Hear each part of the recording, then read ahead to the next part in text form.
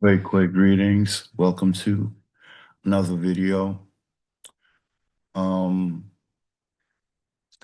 Today we're just going to go over a few things.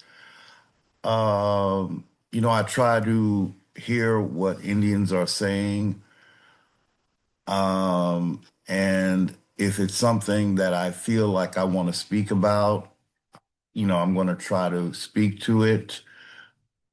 Uh, and in a basically respectful manner. Um, but one of the things that I keep coming across, and this is not just from one person, but one of the things that I keep coming across is a sort of denying of Algonquin, uh, like, I don't know whether I've seen where there's a sort of an erasure of uh, Algonquins from the entire story of colonization. Then hearing that the word itself, Algonquin, is not a legitimate word. And so I guess I'm learning that there's so many layers to this. This the issue of who were the Indians that Europeans first met when they came to North America. Now they're saying we were referred to as Algonquin, but I think I'm hearing among Indians that no, we were not Algonquin. So it it's one of those things where I don't even know what to say. I feel like, we're used to colonizer discrediting us, but it's another ball game when we have fellow Indians that I just feel like you just as an American Indian, I feel like I'm just everything is a fight. Everything is a challenge. Everything is dealing with uh, you're misled, uh, you don't know your history, you're wrong again, and it's like, I'm going to develop a skin, which is already developing, but it's just going to get to the point where I say I just can't. I have to go with what I know. I'm not going to expect that I have any backing from anyone because that's basically what it is, what's going on here. And I know in my mind that this is coming from a Negro source. And so that's why it it would have the effect of immobilizing an American Indian because basically it's someone with our face, but they seem to be denying everything you say, but yet they know something that no one ever heard before in many cases. And so it's everything is a fight. So all we can do is, try to communicate to those who do tune in to your channel, whatever, and you can only try to bring some kind of receipts. And so that's partly what we're doing today, because I just feel that this is a time when those who are influenced by Moors, although we've been misled by Moors, we're still listening to them, apparently. And I just feel like the name of the game is act like the Indians that Europeans, Negropeans, let's be clear, the Indians that Negropeans first ran into, they are a complete fable. The only thing that's real is the Iroquois Confederacy and the five civilized tribes. And we're going to talk about them like no tomorrow, right? But you say the word Algonquin, oh, that's not what they were called. Oh, they didn't, Powhatan didn't exist. Oh, but it's like, you know what? I'll put you this way. I'm going to win my argument. I'm just going to just say it, be done with it. Uh, because you have to see a bigger picture. I tend to be a big picture dude. And so I'm not looking at all the little, the little I don't even know what to call it, the little distractions, the little misleads, the little doubt casting. I'm going to stay where my viewpoint allows me to see a bigger picture. That's just the way I'm made. Uh, I suspect, and I've spoken on this before, I suspect, and it's not a fun topic. In fact, it's extremely divisive. But with what I'm seeing, I'm constantly applying the common sense that my mother gave me. Yeah, because she spoke of common sense. So this thing, this denial of an Algonquin presence, it runs deep for me because as an American Indian, it seems to me, it appears to me that I have other Indians who are denying my existence. And this, I'm going to always get to the core of where that's coming from. And especially with the ancestors being present, I'm going to find out what that's about because it doesn't make sense. It simply doesn't make sense. We even have Algonquian Indians who are denying that Algonquin exists. It's like, okay, we know that colonizer has a way of naming us certain things. But when we know that he's referring to us, I think we're going to have more of a, I don't know, a sixth sense, a common sense about this. It's like, let's not join colonizer in denying that we existed. We'll just say, that's us. That's just not exactly the word, but it is us.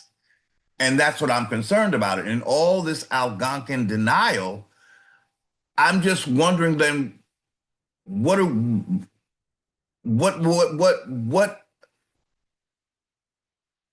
is behind it? I'm hoping that it's not a complete denial. So what we're going to do today, we're just going to look at some screenshots. Wait a minute, did I even share my screen yet? What's going on here? Okay. Okay. So here, we kind of just want to get that in our mind's eye. we want to look at this. We going to say that when colonizer came here, he did not deal with any chiefs from the Iroquois Confederacy. Can we agree on that? No, there'll be some Moors out there to refute that too, right? That's what their job is. Everything an American Indian says, a Moor or those who are highly influenced by Moors, their job is to say, nope, you got it wrong. But again, the story we are told, and especially when it's a story in your favor, if you are an Algonquian Indian and you have not been civilized and changed into an Iroquois or one of the five civilized tribes, you'll know that there's value in the fact that you're the first thing that Europeans had to deal with. So what are we going to say? How are we going to common sense this? For the naysayers, the ones who want to deny you existed in history, while you're there trying to look up your everything and you're being told, up, that's not what it was. That's not going to stop me, y'all. Just to put it out there. What can we make of what we're looking at? I'll tell you what comes up for me. And of course, it will likely not be something that all Indians agree with. Fine. That ain't gonna stop me.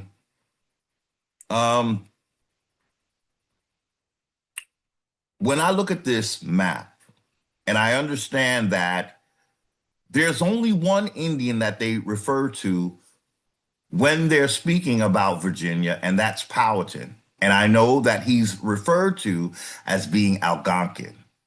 If there's another word for it, let's just get to the word, but let's not deny that he was known as Algonquian, okay? All right, because we're going to need that information, right?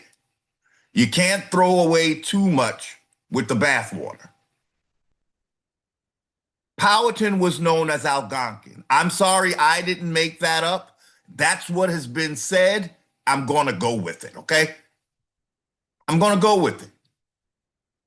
Again, an Indian can say, well, we called it something similar to Algonquian, but blah, blah, blah. Whatever. The point is, he's known as Algonquian, and they even have a whole language going on related to Algonquian. I think we speak about, I believe it was Dane Calloway who spoke about the language of Algonquian that was used by Noah Webster. You know, he used words that are referred to, you know, in fact, based on, according to this narrative, on the Algonquian language or linguistic. Okay, so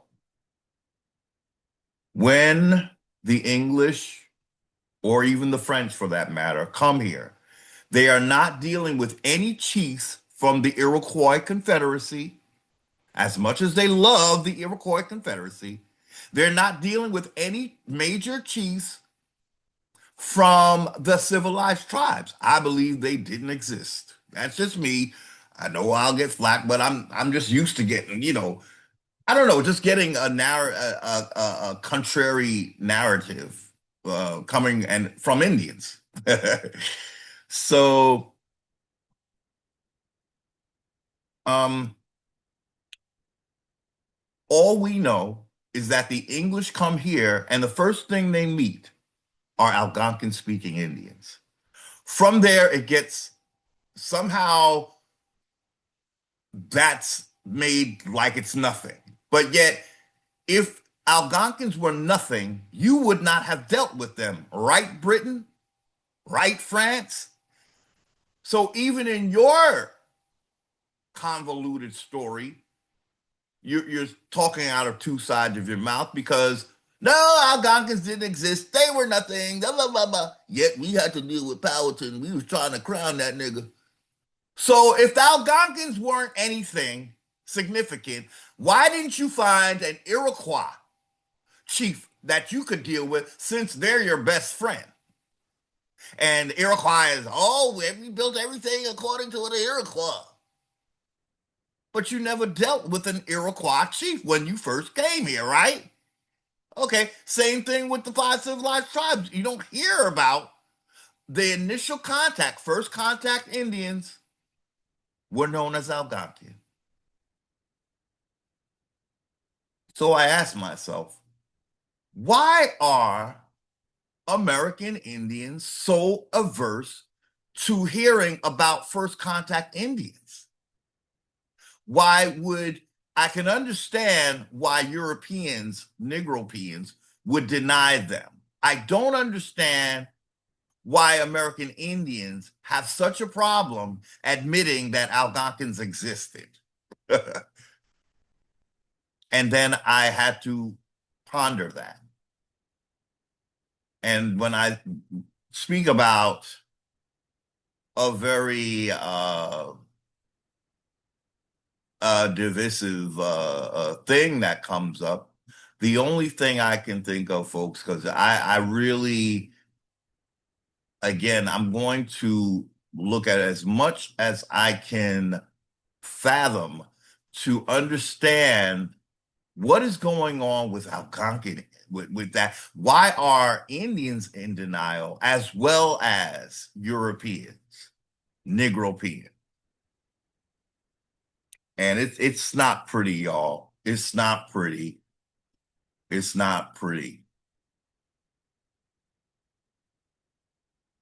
But we're gonna talk to that a little bit later on, okay? So you gotta have to hang in there with me.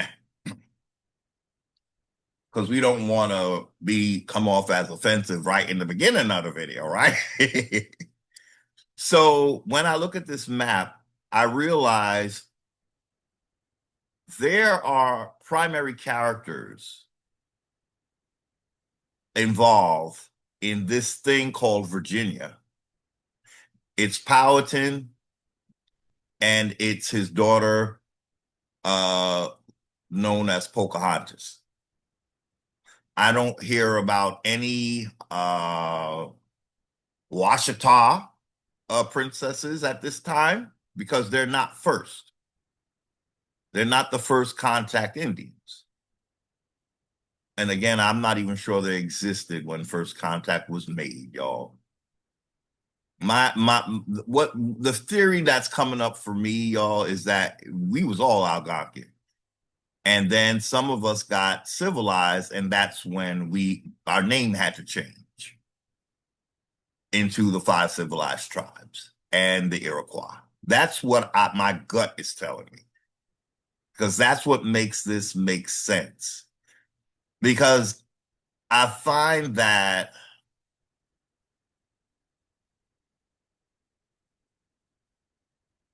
what were they before they were civilized? And why, again, would the English have to deal with Powhatan if they were trying to get to the land where the civilized tribes are? You see what I'm saying? Like, in other words, clearly, the civilized tribes are going to be on land that colonizer wanted more than any other land. But then why did he have to deal with Powhatan to get to that land? You see what I'm saying? Okay. Colonizer wants that southern land because of the plantation. So why didn't he just go to the south? Why did he have to deal with Powhatan? You see what I'm saying?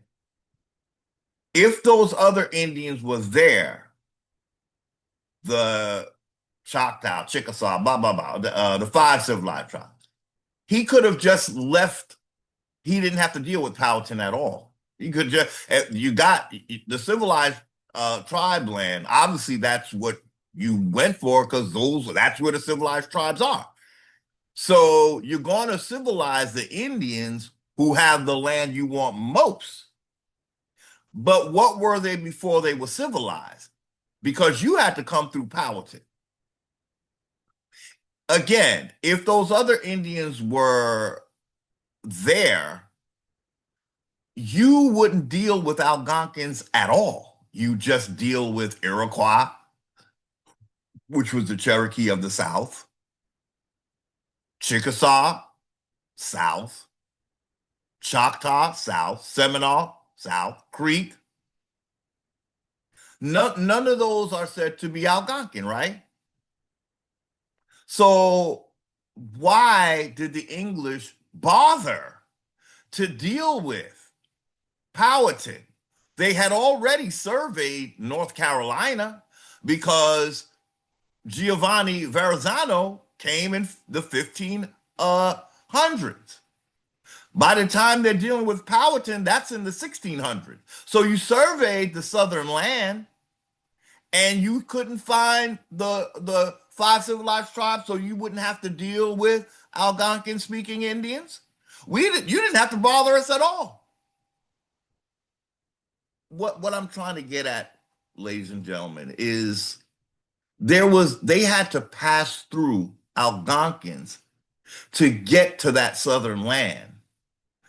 But if those Indians were there, the other Indians, the non-Algonquin Indians, were there already, the English would have went straight to them and civilized them and never have to deal with Powhatan. So the question for me is, why did they deal with Powhatan if you had Chickasaw, Choctaw, Muskogee, they're all Muskogee, I'm sorry, Chickasaw, Choctaw, Creek, Seminole, and Cherokee?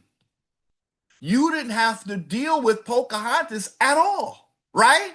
If those Indians were there, uncivilized, and you just civilized them, you would be dealing with them, and they did not speak Algonquin. So, ladies and gentlemen, you have to see the common sense of it all. This is something that it's a type of thing that won't be said, but you have to ask. Something doesn't make sense. Conceivably, the civilized tribes are civilized because their land is just that important. In other words, okay, these other Algonquins, they're resistant. So let's just go to the Muskogee speaking Indians, because the five civilized tribes are made up of Muskogean language and the Iroquois language. So there's no Algonquin there. You see what I'm saying? Why would colonizer waste his time with Algonquins when he could just have easily went to where the five civilized, the Muskogeans are, and they could have been the ones they would find a Muskogean speaking princess to kidnap. They would find the paramount chief of the Muskogean. They never dealt with any chiefs that I know of before Powhatan. All the great lengths they had to take trying to crown Powhatan, to bring him under their jurisdiction. If he didn't matter, and if he wasn't key to you getting to that southern land, if Powhatan wasn't key. So what am I saying? Every time you see most maps, they're going to make it like Algonquin speaking Indians were more north, right? But if Algonquins were only north, why did you have to deal with Powhatan at all when the land you really wanted was in the south, where these Muskogean Indians are? In other words, the English should have, again, they should have went to find the chief of the Muscolian and try to put a crown on his head because he was significant to the land they wanted. With Algonquians, they had to just call us black because apparently we were not willing victims.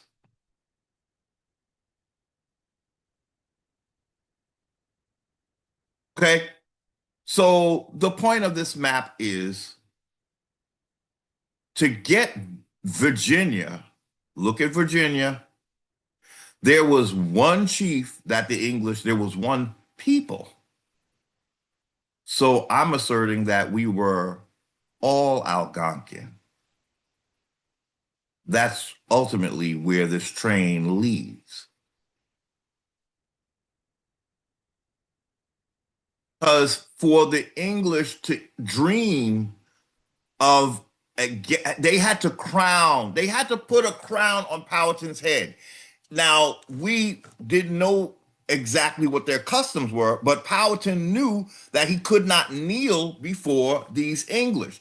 So they sort of did something where they quickly pushed him down and put a crown on his head. And that was good enough for them. In other words, in their world, he just submitted to us. So now we can, proceed to have this Virginia, because this is the Virginia of 1609, y'all, as we see. Does the map say it here? Okay, they didn't put, this one doesn't have the date, but it is said this is like a 1609 circa map of Virginia.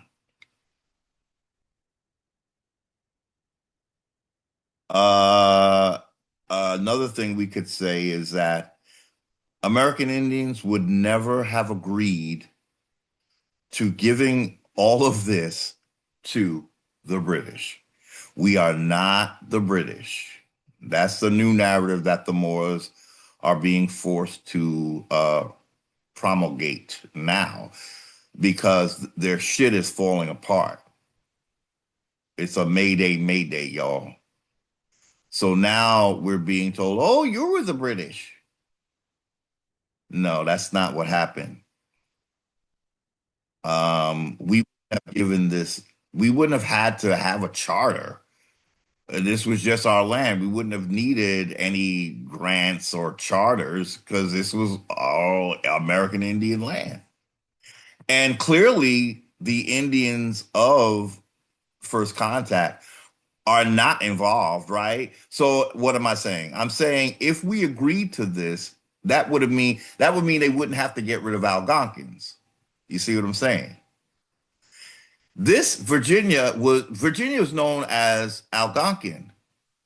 Look at the size of Virginia and look at who they had to basically cajole into submitting to Britain. And King Powhatan didn't even see it that way. Like when he didn't, in his mind, he didn't kneel. Somebody pushed him, caught him off guard, and put a crown on his head. But in their world, he did kneel.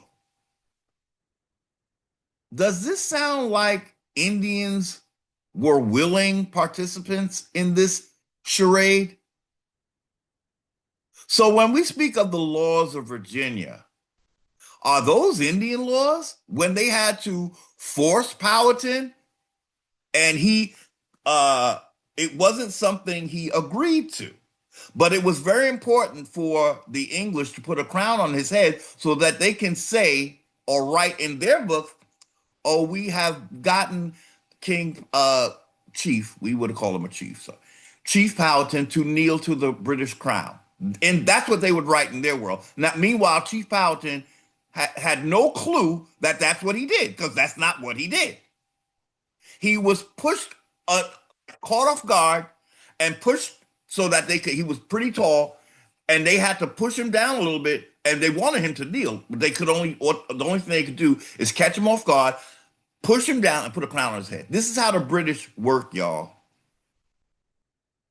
And then we want to call them lawful, and they make their law is the law.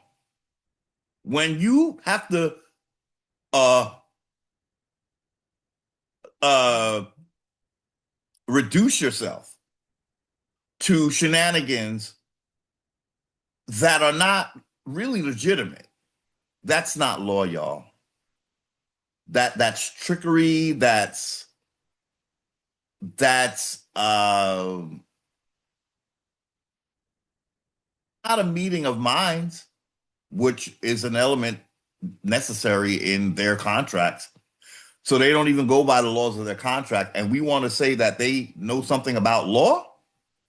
Yeah, they know how to cheat using the law, their law.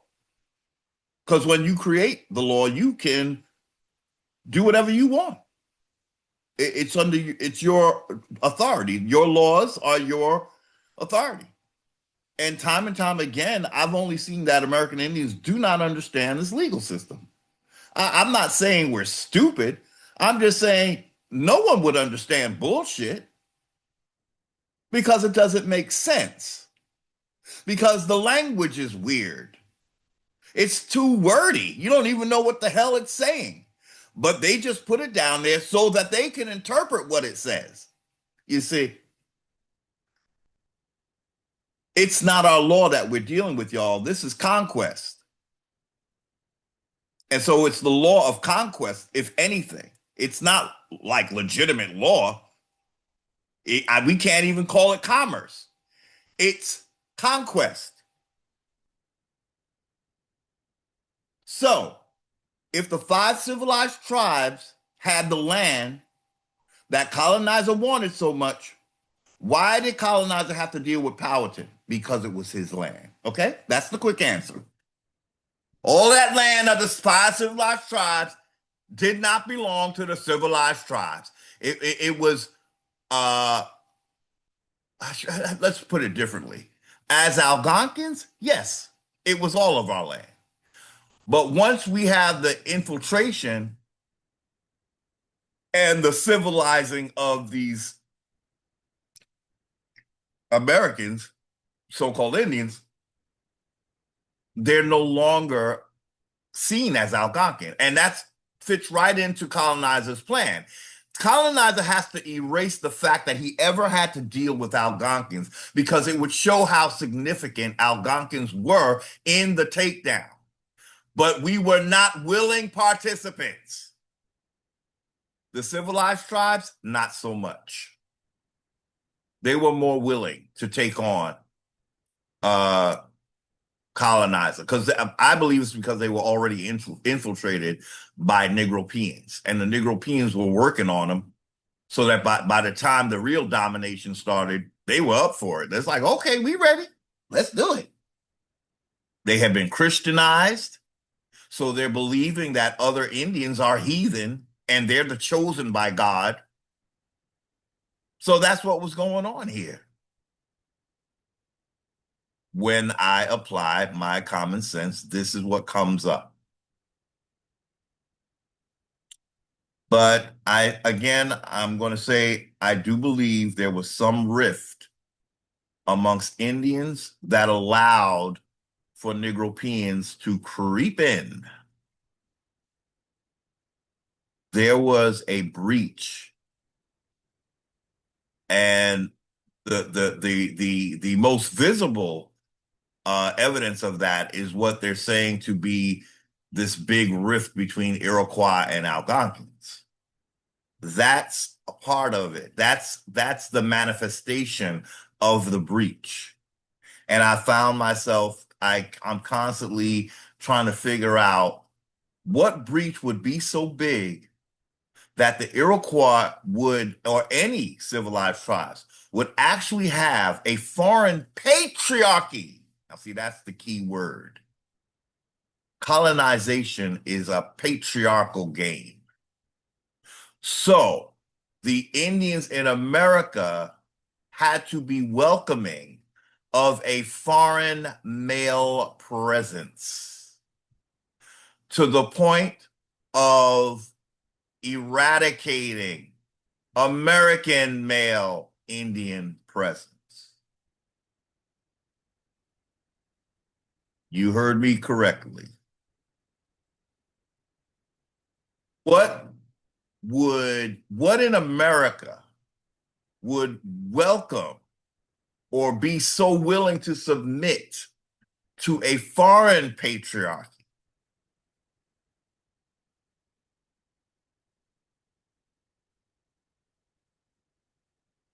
What was to be gained?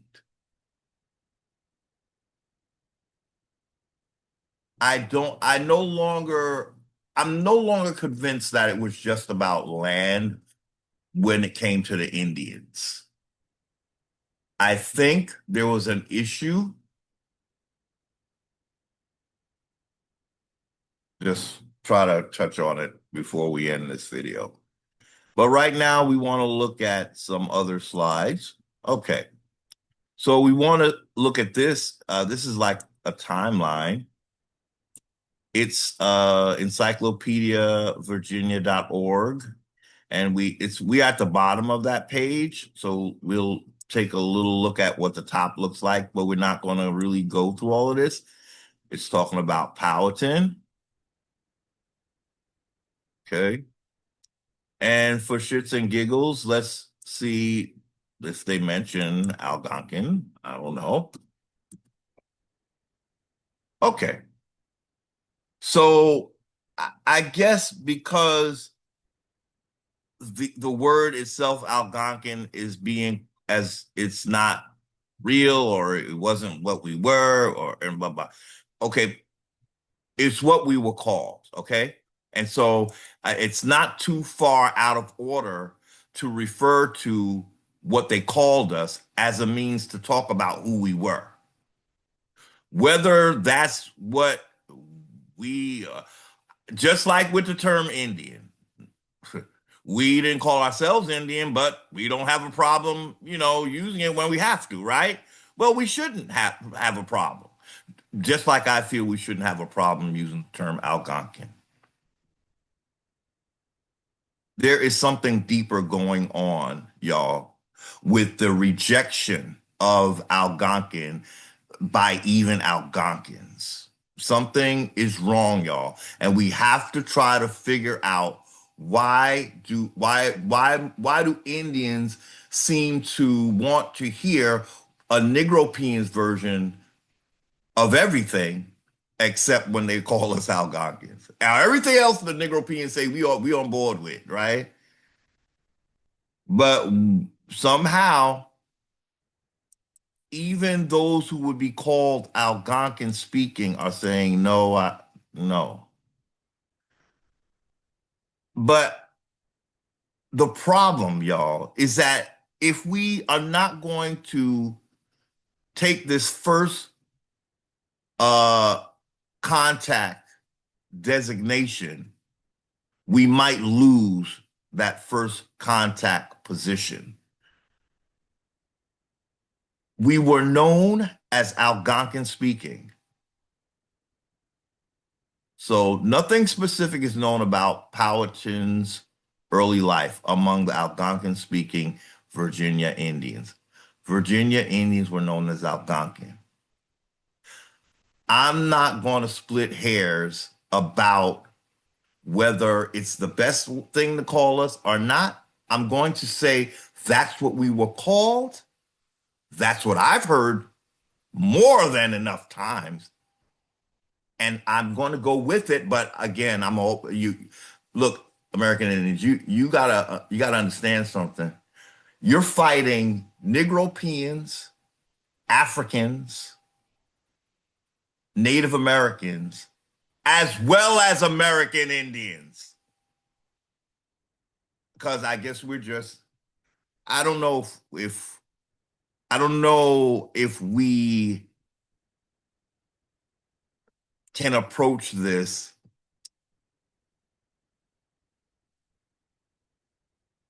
without dealing with that. In other words, it's just part of, for some reason, it's a part of divisiveness is just part of being American Indian. It's like I feel like at times we're just self-defeating by claiming to even a state that came here with colonization Before colonization, there was no such thing as Virginia.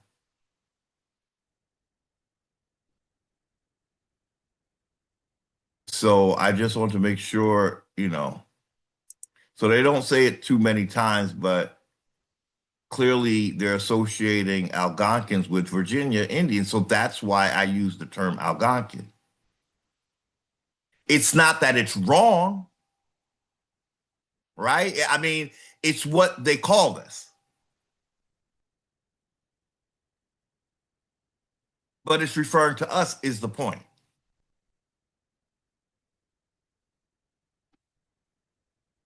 Um, so we wanted to look down here because we want to realize that that map kind of shows who the time of that map, circa 1609, who are they dealing with? So we got 1607, Jamestown, Virginia, right?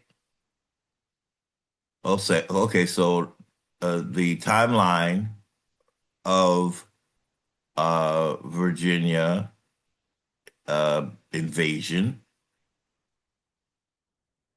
is in April 26, 1607, Jamestown colonists first drop anchor in the Chesapeake Bay, and after a brief skirmish with local Indians begin to explore. They're not even calling it the original name of the river. It was not called no damn James River, y'all. But they're calling it James River. 1607. We're not hearing about any Washita Indians, right? They they've come to they had to deal with Algonquins, not Muskogee. They must have known that they needed to deal with Powhatan above and beyond any other linguistic group Indians chiefs. If there were already some tribes that were ripe and ready for civilization, they would have focused on them and not deal with Powhatan, but deal with again a Muskogean chief. What are we insinuating? Well, is it possible that Chief Powhatan was the chief for all the Indians that were in the land that is now occupied by the five civilized tribes? To get to the five civilized tribes land, did they have to go through Powhatan? Apparently, right? Because we're not hearing of them dealing with any Muskogean Indians, any Siouan Indians, Iroquois Indians. They create the Virginia that we just saw after dealing with who? Powhatan, an Algonquin paramount chief. So I just want to show the timeline. It begins in 1607. Okay, so they didn't get that big area of Virginia quite yet because it started in 1609. But let's just read down to see where we can get to 1609. June 25th, 1607. By this date, Powhatan, the paramount chief of the Sen now, y'all, I'm not too great with the language. Sena Senakamoko. Senakamoko. Senakamoko. Okay, let's try this again. June 25th, 1607. By this date, Powhatan, the paramount chief of Senakamoko, sends an ambassador to Edward Maria Wingfield, president of the Jamestown colony. Okay. So these characters are not Indians, right? This ambassador, president of the Jamestown colony, promising peaceful relations and inviting the Englishmen to plant gardens. Hmm. So there's a colony there. Wait. Powhatan sent an ambassador, okay, to Edward Maria Wingfield, president. Okay. Let's get this right, y'all. It's early in the morning. I didn't have no, well, I did, no, well, I didn't drink all my coffee. Okay. Powhatan sends an ambassador to Edward Maria. His This is a dude with his middle name Maria? All right, you know. Uh Interesting. Okay. He sends an ambassador to Edward Maria Wingfield, president of the Jamestown colony. So they have a president in the colony, but the chief Powhatan don't got nothing to do with that. He just sent his person to speak to that president, promising peaceful relations and inviting the Englishmen to plant gardens. That's how welcoming and civilized, uncivilized Indians were to these bastards. September 1607. By this month, the Jamestown colonists who landed in April, up here, April 26th, have exhausted their stores of food and survive on greedy motherfuckers, and survive only on gifts of food from Powhatan sub-chiefs, including, okay now, Opa. I know I should know how to say this. Opa cannot. Oh God. Here we go. Here we go. Opa Kanakona. Okay. Opa Kanakona. Opa Kanakana. Opa Kanakana. Okay. Opa Kanakana. Okay. Open a can of corner. Open a can of corner. Open can of corner. Open can of corner. Yeah, that's it. Open can of corner. I got it right. It's kicking in. The DNA kicking in. Open can of corner. Okay. Seneca Moko. Got that one. Seneca Moko. And open a can of corner. open a open can of corner. Okay. So um they are starving. They done ate everything and have exhausted their stores of food and survive only on gifts of food from Powhatan sub-chiefs, including Opa Kanaka. Oh God. Opa Kan. We had it, y'all. We had it. Let's try to move on because we're gonna get stuck, right? We can't get stuck on that word right now. December 1607, late in the month, John Smith is brought before Powhatan, the paramount chief of Senecamoco. He later tells of his life being saved by Pocahontas. In fact, Powhatan likely put Smith through a mock execution in order to adopt him as a Weroanse or chief.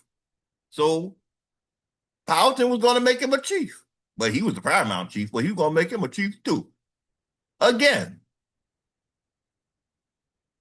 Okay. Showing some rather civilized ways. Okay. December 1607. While exploring the upper reaches of Chickahominy River, John Smith is captured by a communal hunting party under the leadership of Opa Kanaka. Opa Kanaka. Oh God. Opa Kana. Opa Kana. Opa Opekanakano. Opekanakano. Opekanakano. Opekanakano. Opekanakano. Opekanakano. Opekanakano. Okay. 1608, Powhatan, the paramount chief of Sennacomoco, ambushes the Piankatonk Indians for reasons unknown to the English, who find it unnerving. Now, the Piankatonk were also Algonquian. They learned of the attack while visiting Powhatan at Worokomoko, where they see the hanging scalps of Piankatonk men. Oh, Lord. All righty now. February 1608. Christopher Newport and John Smith visit Powhatan, the paramount chief of Sennacomoco, at his capital, Worokomoko. Powhatan feeds them and their party lavishly, and Newport presents the chief with a suit of clothing, a hat, and a greyhound. The English continue upriver to visit Opakanako. Oh gosh, here we go again. Opakanak. Why can't I remember it, God? I gotta practice, y'all.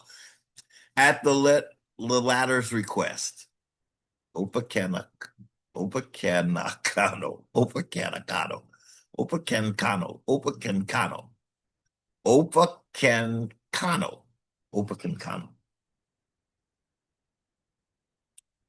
June to September 1608. John Smith explores the Chesapeake Bay without Powhatan's permission. Now he's just trying to get around without permission, you see?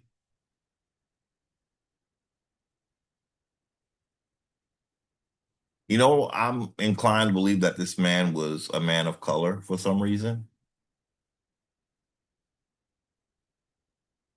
Here's John Smith. September 1608. Christopher Newport returns from England with a plan to improve relations with Virginia Indians by bestowing on Powhatan various gifts and formally presenting him with a decorated crown. The subsequent crowning is made awkward by Powhatan's refusal to kneel and relations sour. January 1609. John Smith meets Powhatan, the paramount chief of Sennacomoco, at his capital at Worokomoko. Against Indian custom, Smith refuses to disarm in Powhatan's presence, and the chief attempts but fails to have him killed. Summer 1609. So now we're in 1609 when Virginia is the entire United States. Virginia is literally the entire area of the United States. But this happens after they tried to crown him, you see? And they did. And then next thing you know, in 1609, we have this map. After they put a crown on Powhatan's head, this happens. So in their world, they see it that Powhatan agrees to this. If we go by the timeline, they didn't have all of this before that crowning. That bogus crowning. How are you going to give somebody gift them with a crown? That's not a gift. That's trying to, again, just how Powhatan saw it, make him submit to another kingship. He didn't need a crown because he was already a paramount chief. He didn't need a crown from England. But once they did that, in 1608, by 1609, because this is a 1609 map, although for some reason I didn't get it here. I know when I Google it, this is a 1609 map, and yeah, I even called it here. See up here, a map of Virginia in 1609. See up here. So that's how I found this map. It's a 1609 to 1611 deal. But then they start breaking up Virginia into North Carolina and where the 5 civilized tribes are. So the 5 civilized tribes are a breakoff of Virginia.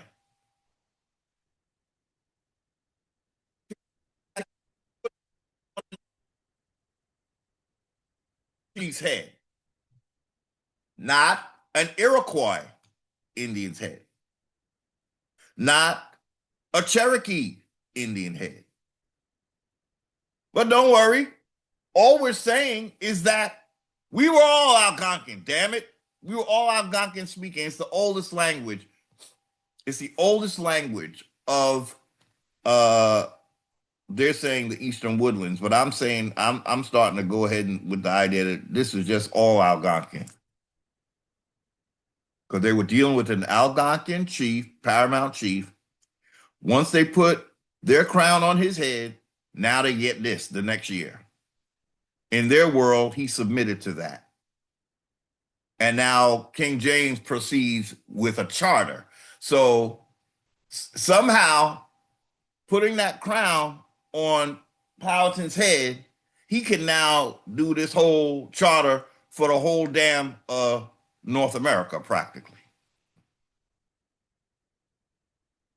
So that's where we just want to get up to that point, okay? Because there's a lot more, but well, not that much more, but actually not a lot more at all, but yeah.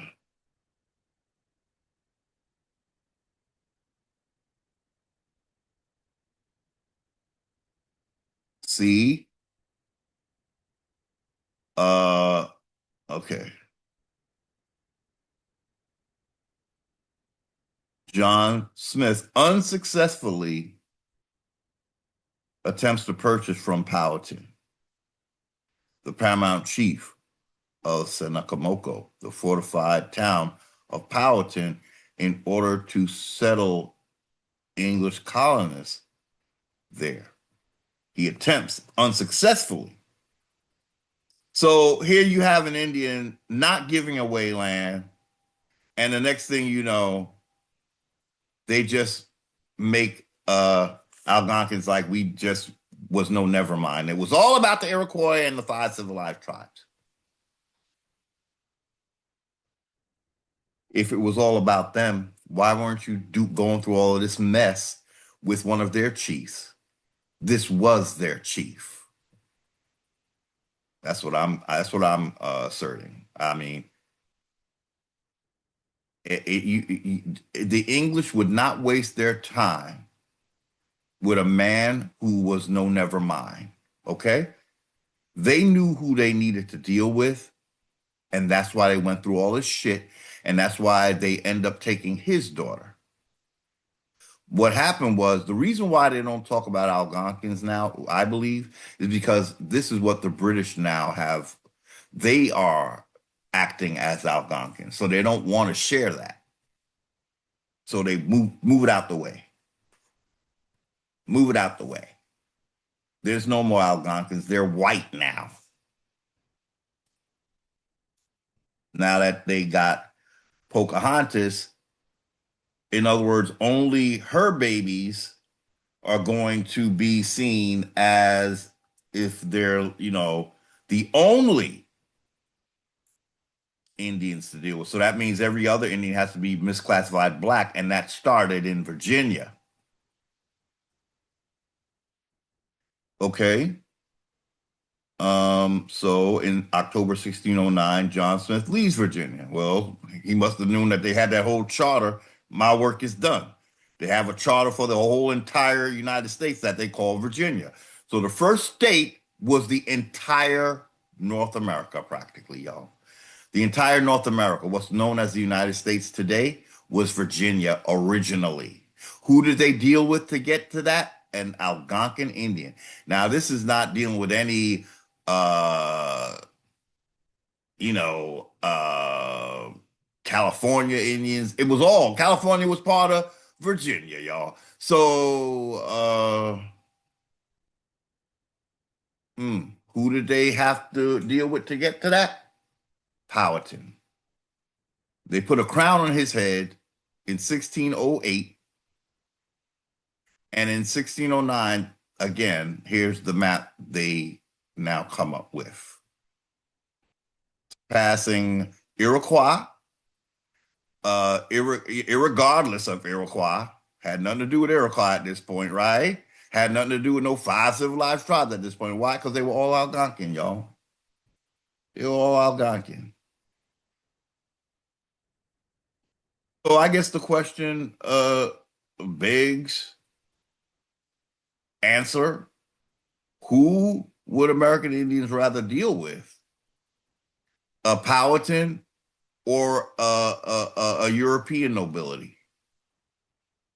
Because my feeling is, if no matter how good or bad Powhatan may have been, he wasn't trying to make you not Americans anymore. He wasn't trying to not make you uh Indian anymore. But the British kings and the Negropeans, they don't want you to be Americans because they're taking your shit.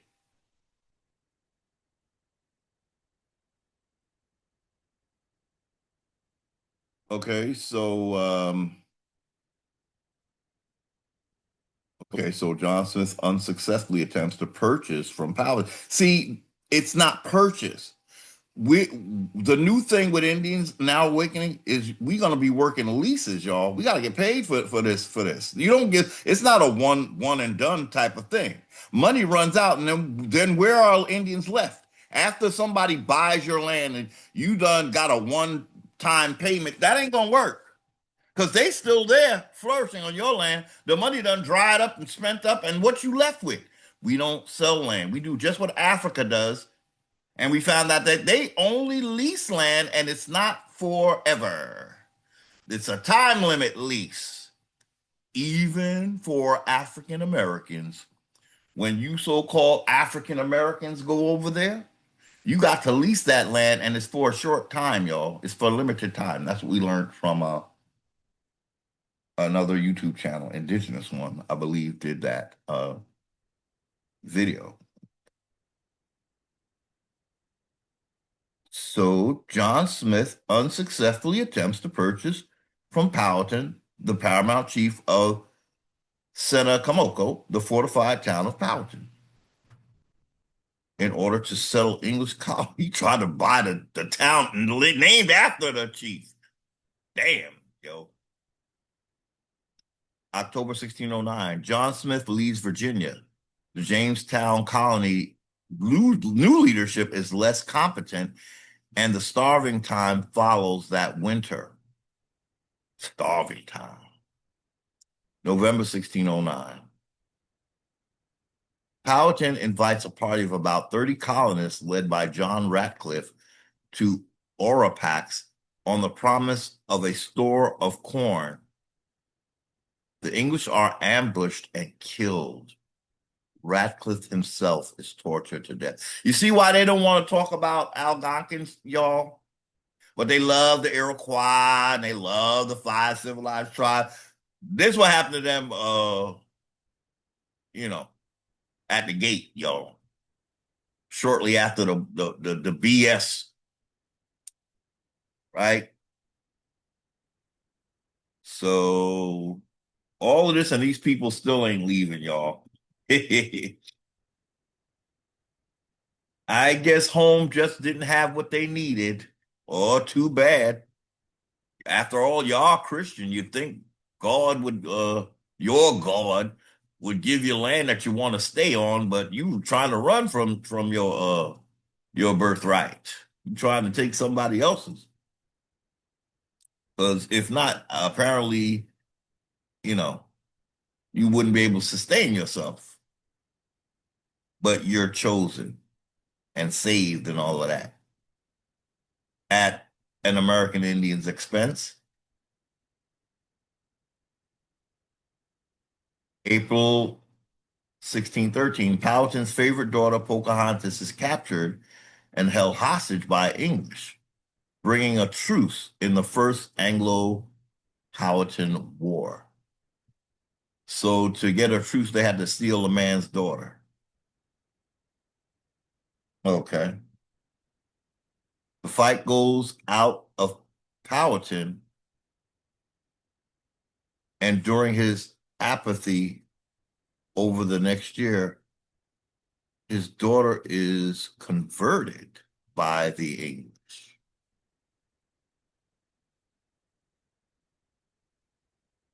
To Christianity. April 5th, 1614. On or about this day, Pocahontas and John Rolfe marry in a ceremony assented to by Sir Thomas Dale and Powhatan, who sends one of her uncles to witness the ceremony. Powhatan also rescinds a standing order to attack the English wherever and whenever possible, ending the First Anglo-Powhatan War. So all during this time, we don't hear anything about Iroquois. We do hear about Powhatan attacking the Piakatonk, but we don't hear anything about Iroquois. Isn't that interesting? Did they exist? I want to say I don't think so. I actually want to say that, y'all. I don't think they exist at this point. But Powhatan is at war with the English, and he doesn't have any Iroquois fighting against him, right? So if Iroquois and Algonquin were so at war, wouldn't the Iroquois use this opportunity to show up here when Powhatan is involved in an Anglo-Powhatan war? No, they didn't. Where were they? Again, I don't know if they existed, y'all. Where are they? If we so at each other's throat, I would think in all this span of time, what is it? Well, 1607 to, well, we got up to like 1614.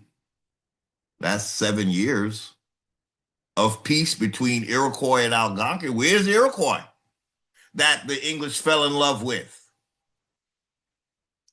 I would think they would go get him in the Anglo-Powhatan War. Give it time, they'll say that that's what happened, yo. That's how the new era of AI, I think, is working. But we don't hear anything about Iroquois, right? While a whole continent is named Virginia, and the Iroquois don't, where they at?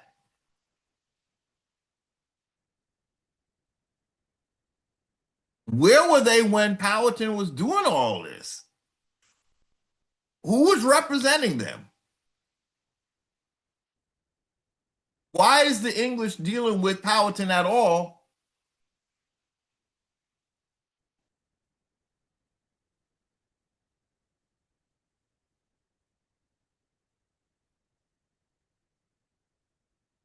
Okay, so we only got just a few more to go.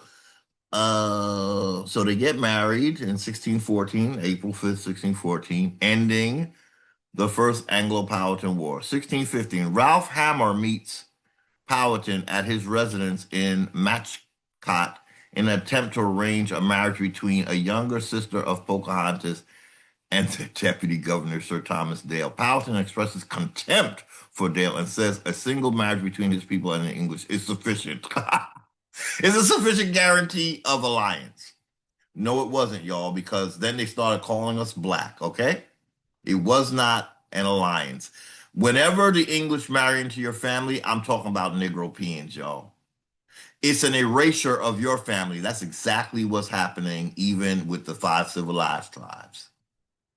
If they were able to admit it, they don't have nothing to do with Mali, but let a few Negropeans marry into your family, all of a sudden, well, we go back to Mali and blah, blah, blah, blah, blah. So you get erased and you start celebrating your foreignness when you get with a Negropean.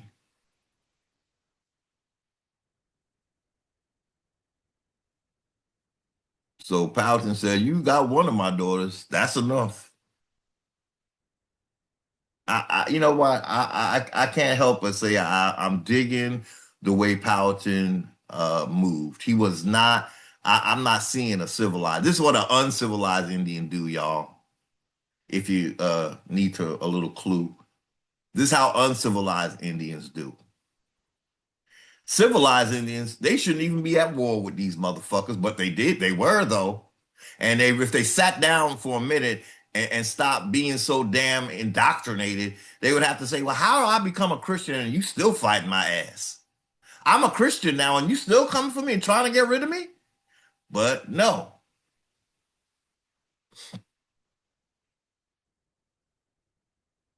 So April 1618, the death of Powhatan, paramount chief of the Senate Kamoko, is reported to the English colonists. March 22nd, 1622. Indians under Opa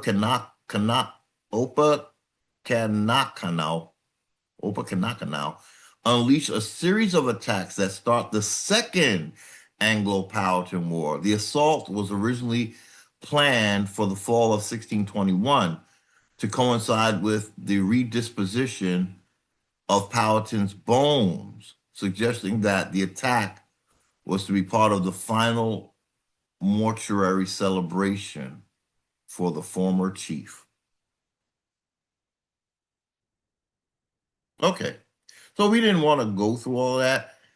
Um, but there's word out there that Powhatan didn't exist and that he was actually King James.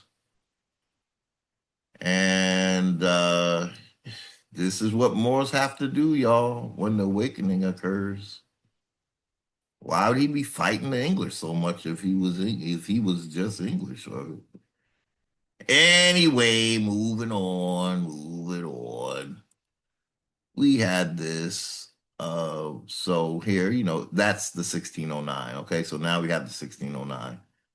So after King Powhatan is cajoled into putting their crown on his head, the very next year, this occurs. The English, this is Virginia, y'all. All this is Virginia. Look, so all of this was done through crowning King Powhatan, y'all. Not a Muskogee Indian, not a Cherokee Indian, not a Siouan Indian, no other Indian, just the Algonquins, y'all. We are first contact. That's why I always suggest Indians step to this system as Algonquins, because that's the clearest path to your originality, your original first language. Because as we saw in previous videos, Algonquin is older than Iroquois. Algonquin is older than Muskogean. Algonquin is older than, well, Cherokee is Iroquois. Algonquin is older than all the other that were known to be east of the Mississippi. Algonquin, I believe Algonquin is the language of all that green area you're looking at and beyond. All of up here is also said to be Algonquin. So this is what I'm talking about when I say, what happened to all these Algonquins that we only now talk about Iroquois? Where'd the Algonquins go? Well, they were turned into blacks.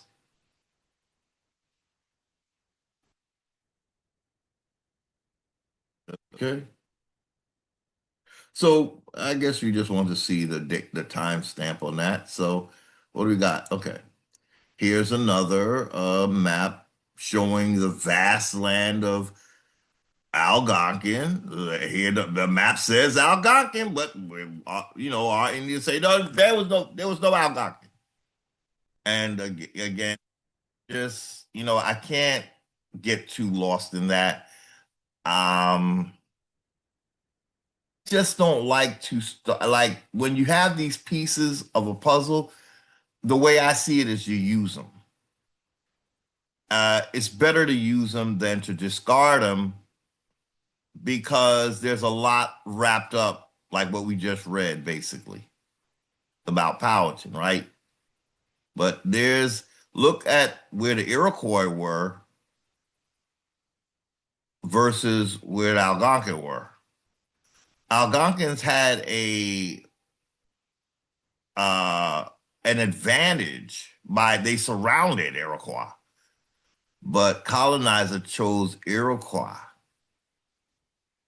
because Iroquois was made up of they didn't have one language. It was different linguistics all together, whereas Algonquin, they all spoke the same language. So these confederacies tended to be different languages, which I found interesting, which means they're more open to infiltration than Algonquins were. But we don't want to talk about Algonquins. We don't want to. Again, I have a theory about that, y'all. Why Algonquins are no longer spoken of. It has something to do with, I think,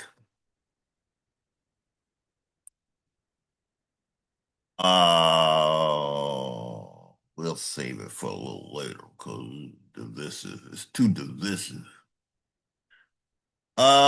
If this was Mobilian, the English would have see this land down here. This is what they were after, y'all. Clearly, right? Because this is civilized, right? Okay. Algonquins are no longer spoken of, although they all around Iroquois. Let's just focus on Iroquois. That's colonizers doing it, and Indians don't catch that. They just go with what colonizer want to see through colonizer eyes. Colonizer don't want to mention Algonquin. So everybody, all Indians are focused. These are the ones who call this Turtle Island. This was Iroquois. What did these people call it? Ain't nobody care about that, right? All them Indians, we don't care what they call it. We just want to focus on what these people they called it Turtle Island. That was it for everybody. No, it wasn't. No, it wasn't. Turtles are not indigenous to the Americas. Okay? The people here spoke of all this red area, they spoke of a muskrat. Okay? Muskrats are indigenous to the Americas, y'all. When you go to take your land, you're going to have to take it as an Algonquin because this is a compromise group, as well as this down here is a compromise. These are the 5 civilized tribes. But again, if they were down here, why are the English going through all this mess with Powhatan? And where were these Indians that are so at war with each other? Why were the Iroquois? What was they doing? While all this love affair was happening with Powhatan. He was the one that made it possible for them to civilize these down here. Look, the Cherokee, we always talk about that. This is that map where we say Cherokee come home. Well, it's not just for Cherokees to come home. All these Indians got to come home back to the Algonquin roots. But they don't want to do that. He said, we civilized, we fancy. We don't want to be uncivilized no more. We just read about how cordial Powhatan was with these foreigners. Was he uncivilized?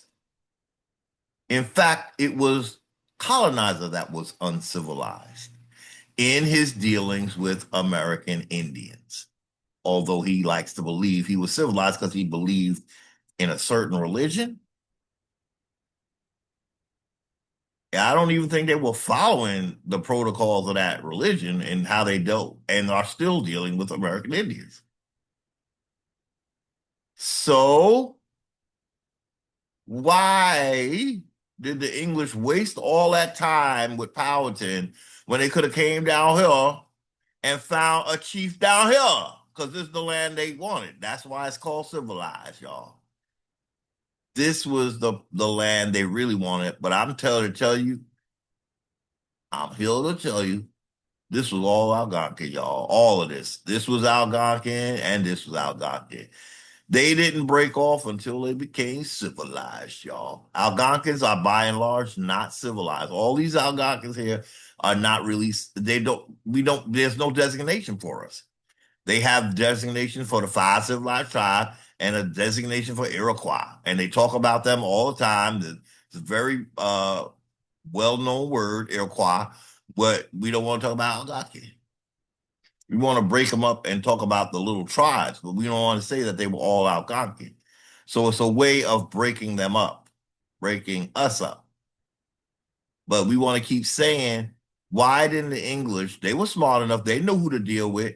How come they didn't find a chief down here? Because this is where the civilized tribes are. Why didn't y'all just go down here?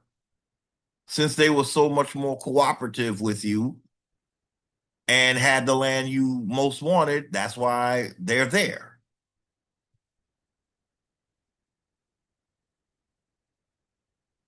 Again, I believe it's because they had to go through Powhatan to get through here, meaning Powhatan was the one, the gateway. No chief from Mabulian and no chief from Iroquois was necessary.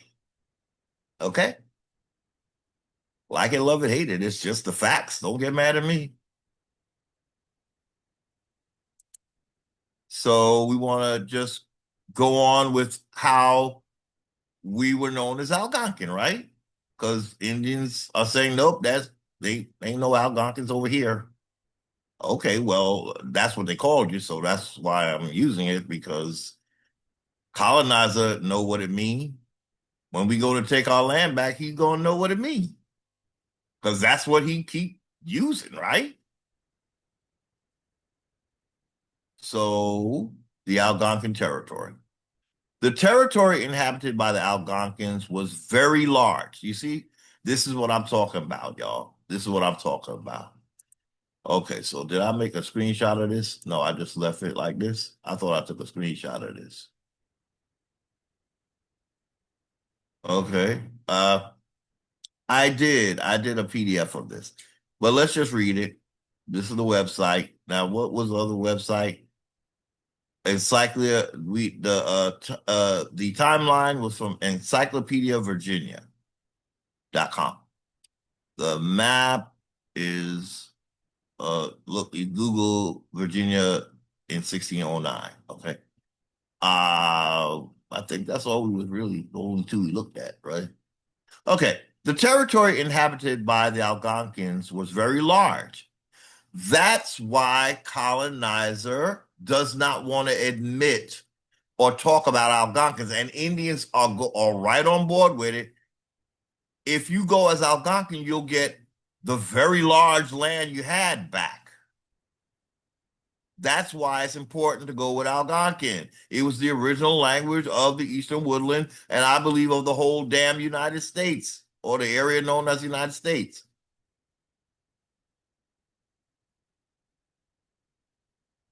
The church, this is why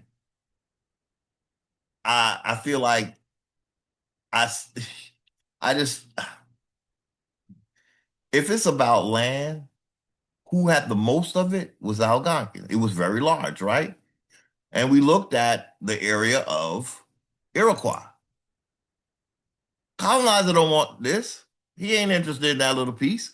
So that's why he gets with them, and then together they act like this doesn't exist. All that's around them. And we don't know what that is, though. We never heard of that before.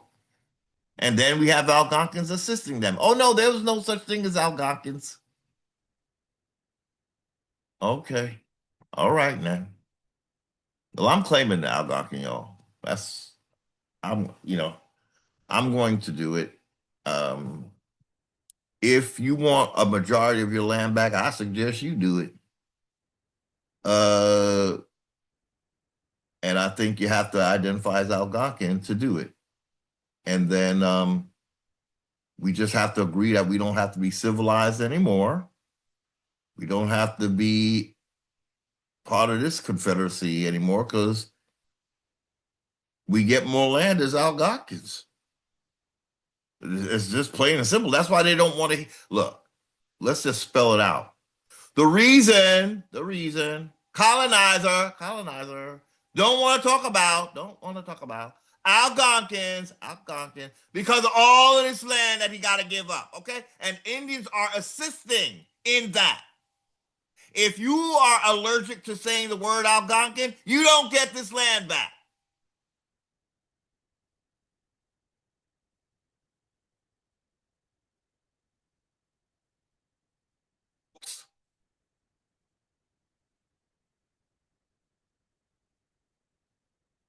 And again, we're just common sensing that because colonizer did not deal with any Iroquois chiefs, it was all we read from 1607 when they come here to 1614. Ain't not a word about Iroquois, right? Not a one word, right? In that timeline we looked at, right? Why? Because Algonquins were the premier Indians. I think the Indians that have now been converted to Christianity, they just are told not to speak about their Algonquin beginnings. And what it is it's a self genocide. So give up Algonquin, but let's talk about how you's from Mali. Don't talk about your relation to Algonquin. Talk about your relation. This is these down here, y'all. The civilized tribe. They always tooting their horn about Mali. Ask them about Algonquin. They be like, "What's that?" You're showing your foreignness. Five civilized tribes. Y'all the ones that keep talking about Mali. Colonizers just taking you off your land, and you just take me, colonizer. And then when you hear an Indian talk about Algonquin, you gonna just like tune it out. You don't know what he talking about. I'm from Mali. Okay, keep saying that. Keep saying that. And don't say nothing when your ass end up in Mali, okay? I'm claiming Algonquin because I want all this, y'all. But it is mine. I'm Algonquin. And this was mine too, because ain't nobody went there to talk to no chief to get that, y'all, right? Nope. Nope. They had to deal with Powhatan. We just read about it. Every time they came, they ran into Algonquins. And now Indians will say, that's no such thing as Algonquin. Lord have mercy, give me strength, ancestors, give me strength. Because you know what? I'm not going to be stopped. No Indians are going to stop me. No British are going to stop me. Nobody.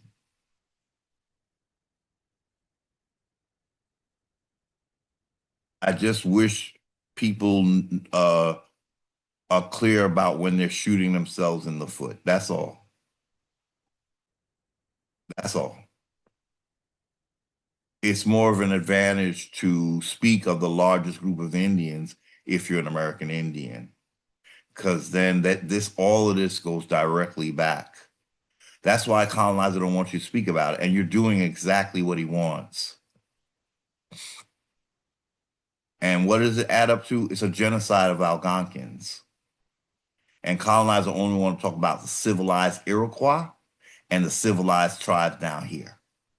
He's colonizers asking both of these knuckleheads, act like this don't exist for us, please. Okay, colonizer, we act like it don't exist. Because we want to say we from Mali. This is how ass backwards this whole shit is. These folks down here are saying they're from Mali, y'all. That's what they're saying. And they're claiming Moors, they're Moors and all this shit.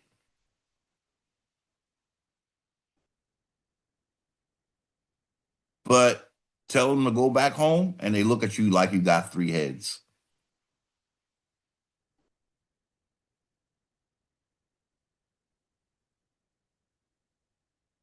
Want to give Mali lip service, but don't want to go to Mali.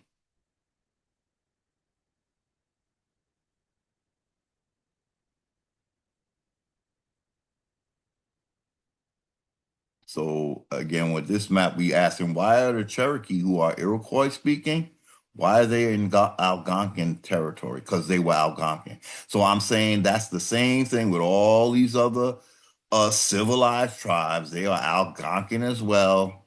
Cherokee was your leader, yo. Cherokee is your leader, and your leader is Algonquin originally. All of y'all were, is what I'm trying to say. And the way Iroquois are here, there's no way they could defeat Algonquins. So what are they?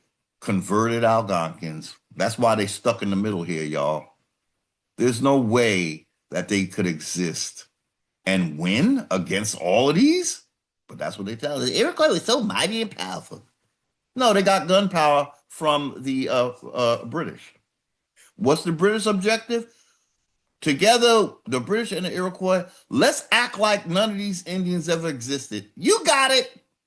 Same thing with these folks. Let's not talk about anything Algonquin. You got it. Because we want to talk about Mali. I'm going to read the fuck out of that. I want to read the fuck out of that. Don't want to talk about Algonquin, but want to talk about Mali every chance they fucking get. No, you're not the real deal. You're mixed, and you are allowing those you mix with to rule your narrative if you're not full out foreign.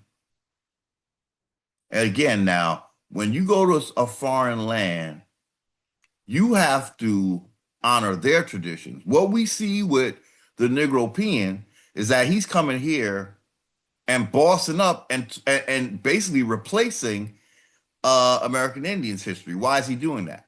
Because he's in agreement. The Negro Peon is in agreement that you American Indians are heathen, and only he can give you a come up because he's not a heathen, since he's quote unquote Christian. It's the Christians that's coming to steal the American Indians' land and don't want to deal with them as uncivilized. But you coming here stealing and calling yourself civilized. Make it make sense. So again, when foreigners come here, they're supposed to become you or follow you. These Negro Peons come here, they trying to get you to ignore all these other Indians here, and you down with it. Talking about you from Mali. You sure about that?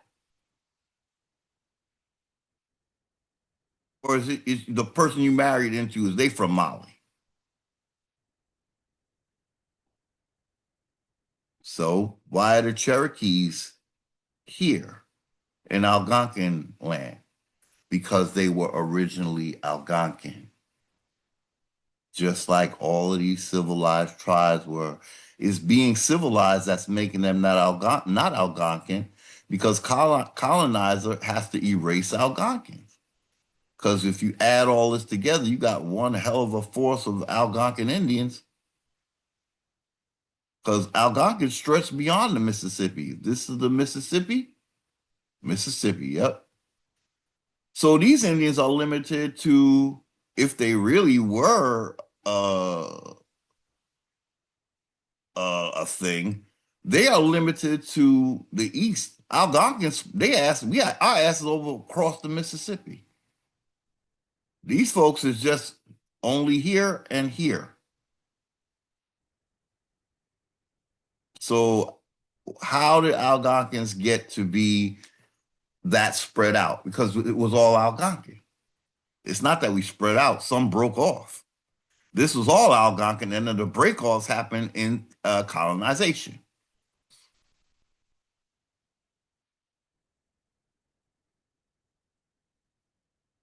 Okay, so what was next? All right, this again. The territory inhabited by Algonquins was very large. It stretched from the Atlantic Ocean to the Rocky Mountains.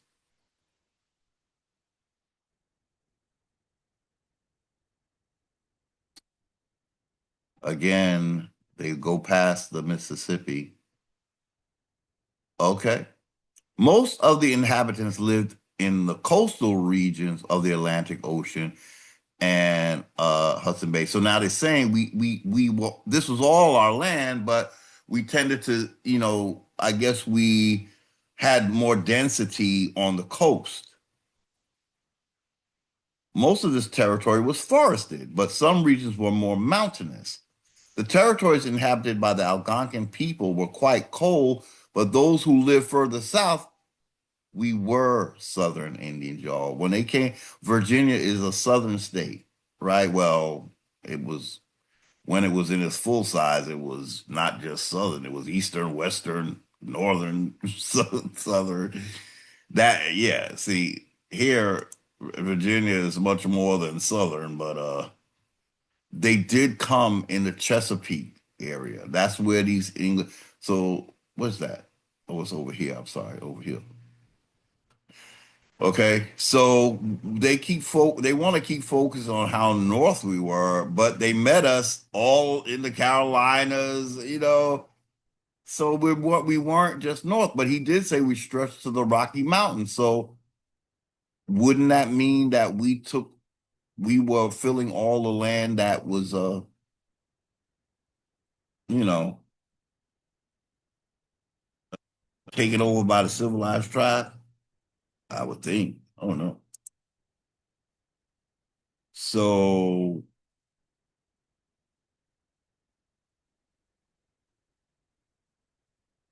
most okay, from the Atlantic Ocean to the Rocky Mountains. Should we look where the Rocky Mountains are? Just Rocky Mountain High. Oh, in Colorado. Oh, wait a minute. The Rocky Mountains is in Colorado. In the Colorado. Oh my God. Rocky Mountain. Oh my God, the song just told me. Okay. Where's the Rocky Mountains? A mountain range. Oh, sookie, sookie. Where's the Rocky Mountains?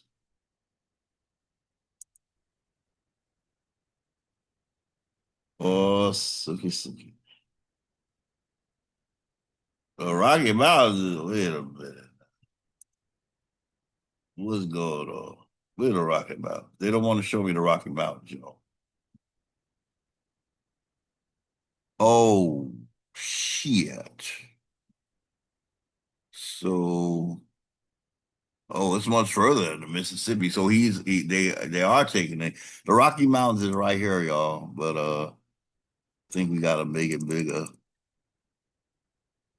That's the Rocky. Wait, stop. That go away. The Rocky Mountain High in the Colorado. Okay, here's the Rocky Mountains, y'all.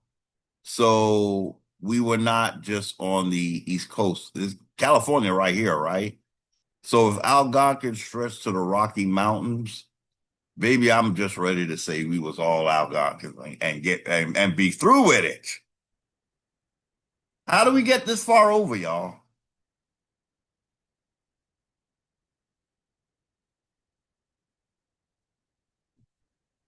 Okay. So we just want to I thought the Rocky Mountains was near the Mississippi. Oops, that's how much I know about my old land, man. 2 weeks. Uh-oh. Uh-oh. First yawn. Uh-oh. Or is it the second one? Okay. Mississippi River, yeah. But they saying we went as far as the Rocky Mountains. And those Rocky Mountains look like, they're not very northern. They're like Midwest, right? The Rocky Mountains, see, they keep trying to put Algonquins in the north, but we like down here too. Look, this is the Rocky Mountains here. Wait, does they go all the way up there too? Oh, wait a minute, they go all the way up here too, yo. They go all the way up here and down here. Wow. That's how far and wide Algonquins were. But we got people saying now we ain't no Algonquins. Oh boy. Oh boy. Good now. Most of this territory was forested, but some regions were more mountainous. The territories inhabit. Wait, we didn't read this part. We avoided the Iroquois, didn't we? Most of the inhabitants lived in the coastal regions of the Atlantic Ocean and Hudson Bay and the regions surrounding Iroquois. See, we surrounded the Iroquois. So we really had an advantage in terms of a war situation. But once the Iroquois got a big baby daddy from Negropeans, they became big and bad. See, because they had, I think it was the firepower. I don't know. I don't believe American Indians had guns, but the Negropeans had guns. That's how they were able to do this, y'all. America was taken by the barrel of a gun, okay? Because we didn't do guns. We didn't have guns. This was conquest, y'all. It was no contract. It was no constitution. It was no treaty. This was all conquest. All of those documents are just for their window dressing. They're not legitimate. The doctrine of discovery is the legitimate document that they use for all of this. And I think Indians have a hard time believing that even land patents are a product of colonization. They didn't exist before colonization. Now, they might have existed before the United States, but they're still the product of a state, and a state is a product of Europe. So we don't need anything from Europe to claim our lands. I mean, I'm not saying it's bad to have it. I'm just saying it's not necessary when we go to claim our land because of the history, which is known that they are invaders. So, in other words, when colonizer says, we can't give you your land back because you don't have a land patent, most of us Indians are going to be able to say, well, what a land patent got to do with me? This is my land. You don't give me any kind of documentation to take my land. It's not yours to give. It's already mine. You are the thief. You are the foreigner. I don't need anything you have to take my land. I just got to stand outside of your jurisdiction.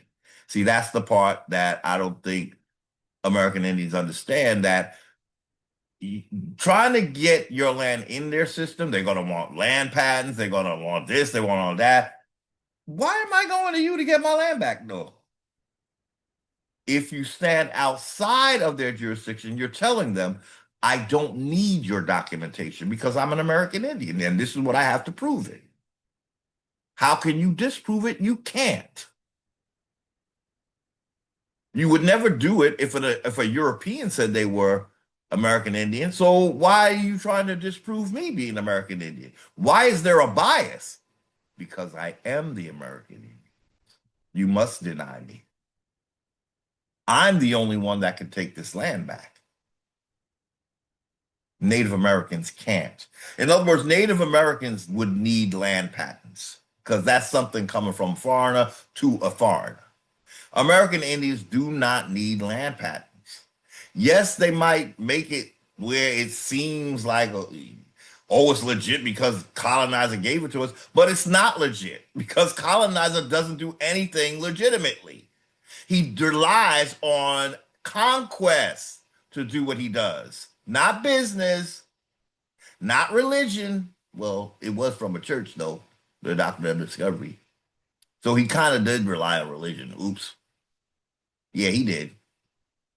And that's why they need to make us Christian, because we would end up being the sacrifice. Mm-hmm. Mm-hmm. Yep. That's why they want you to be like Jesus. Die, motherfucker. Basically, that's what it translates to. I pardon my French. I pardon my French.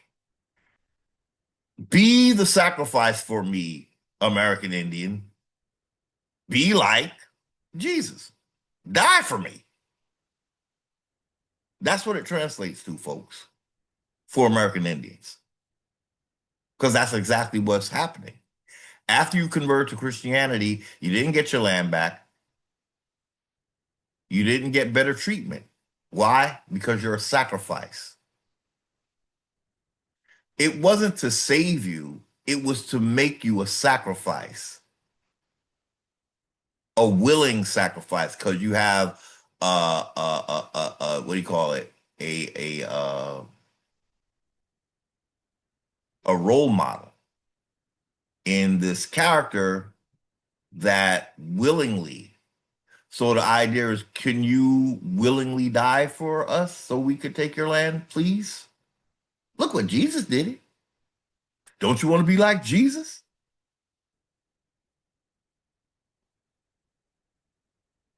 No. Civilized Indians don't want to hear this. Don't want to hear it. Most of this territory was okay. We read that already. Okay, the territories inhabited by the Algonquin people were quite cold, but those who lived further south enjoyed fairly hot summers. So they're trying to come off like we're not really Southern Indians. It's just a pitiful thing because you still had to come through us to get to the South. Come on, that's how it went, right? So they still working that propaganda, yo. Most of the Algonquin nations lived in the region known as the Canadian Shield. There we go again.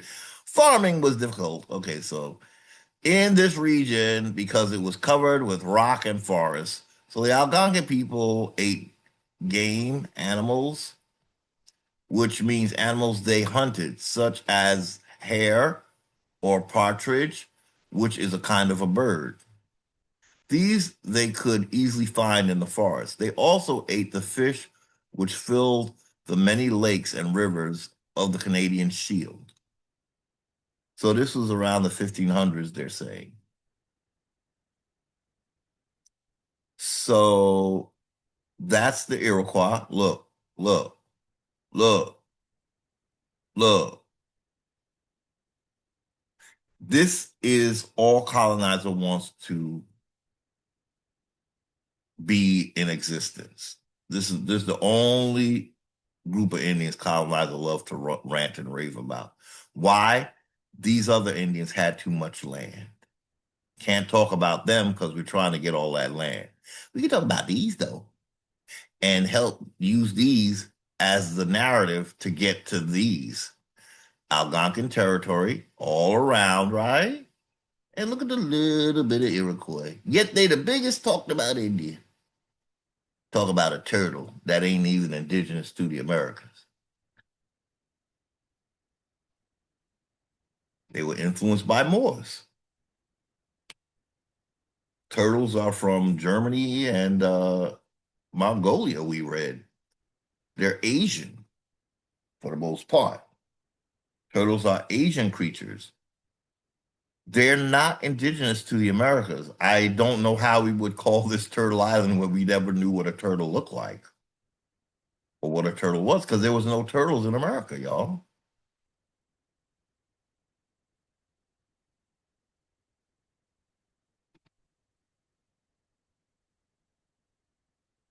Okay, so they're saying most Algonquin nations, that's the only ones they want to talk about. The Canadian ones. They wanted us off our land so bad that they had to invent Canada just so they could say that Algonquins are in Canada. Big newsflash: Canada is America. Okay, and when Indians take it back, it's going to be American again. But it's not just Canada where Algonquins were. We are very much Southern Indians, y'all. Very much so. My family are North Carolina Algonquins. We don't know nothing about no we Canadian. We are North Carolina. We are under Virginia. Okay? What you call Virginia, well, the what Virginia evolved into. But really all of this was Virginia.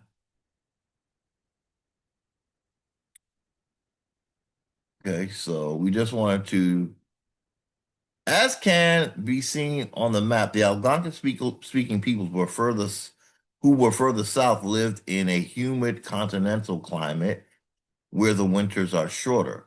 Those who lived a little further north had subarctic a subarctic climate where the winters are much longer and colder. See, so colonizer was more interested in Algonquin land where the farmland was.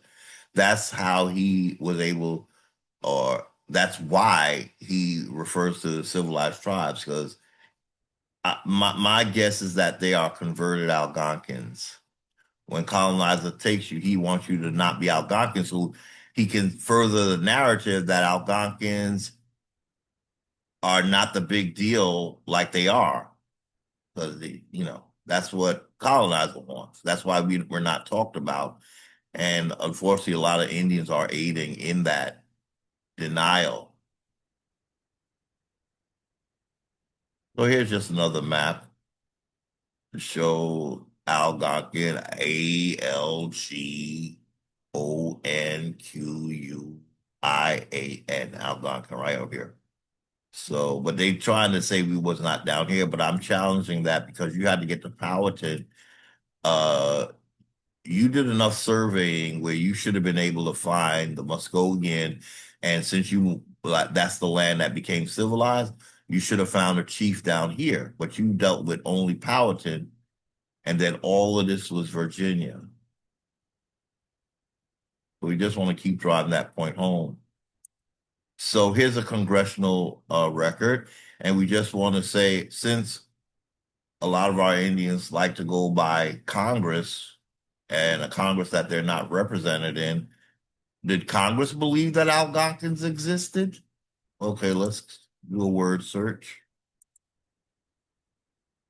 Okay, find on this page Algonq. Okay. My study of history has shown that in Virginia, this beautiful idea of a government derived from the people rather than divine right through kings. Yeah, they have to say that, y'all. Look, it was the divine right of kings because that's what the doctrine of discovery is built on, basically. That's why the Church of Rome told us kings that through divine right they can go take land that don't belong to them. So he's saying his study of history has shown that in Virginia, this beautiful idea of a government derived from the people.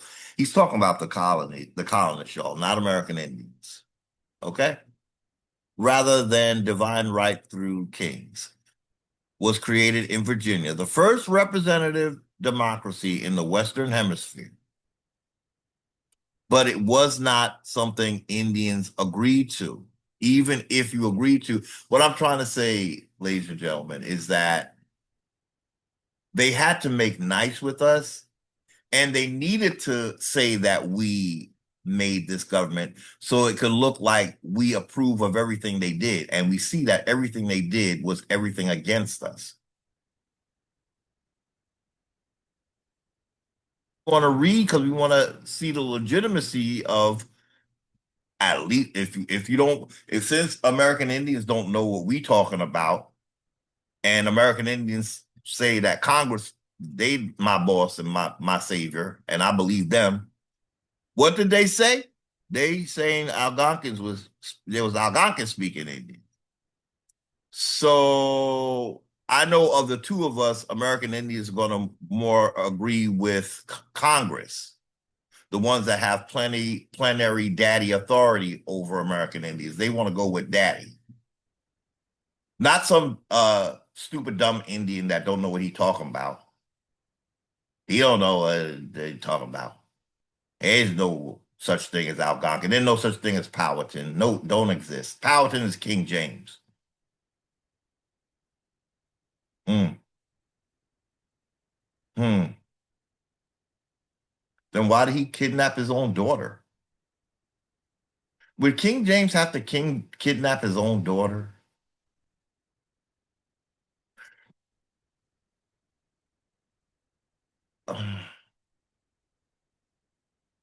You know that the Moors have an answer for everything. You might think you dropping them a question that they can't answer. These Negroes will make an answer up. I promise you. That's what they do. And AI just makes it worse. You got to wonder why would they spend so much investing in a program that they say does not get it right or something like it's not always right. But so then you want to try to mislead people by investing in a tool that's not what you're saying. It's not that reliable. So it's like they want to put something out there, but then they want to discredit it when we use it. We got to feel like, oh well, it could be not. Don't rely on AI. Okay, so then why are you putting it all over the place? Because they need chaos, y'all. They need to have people not trust in anything so that we can be easily manipulated. So invest all this in AI just to tell us that it does get things wrong.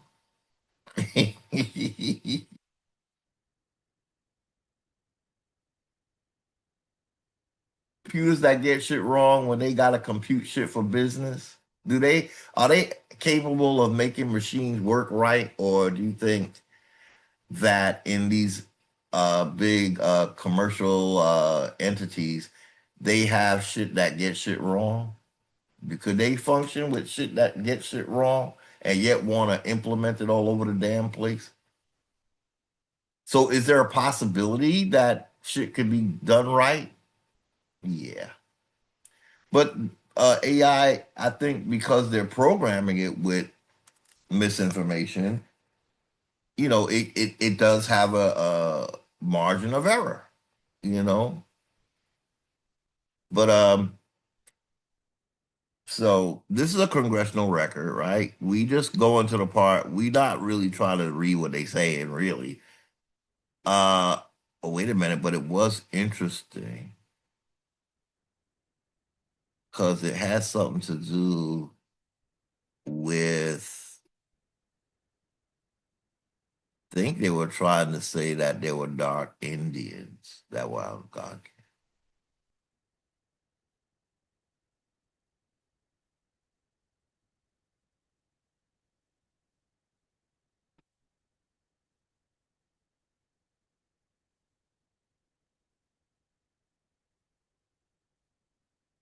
Okay, so let's just read this. We just want to see that a congressional record, May 19th of 2025. Oh, this is very recent. This does not apply to us, y'all. Um,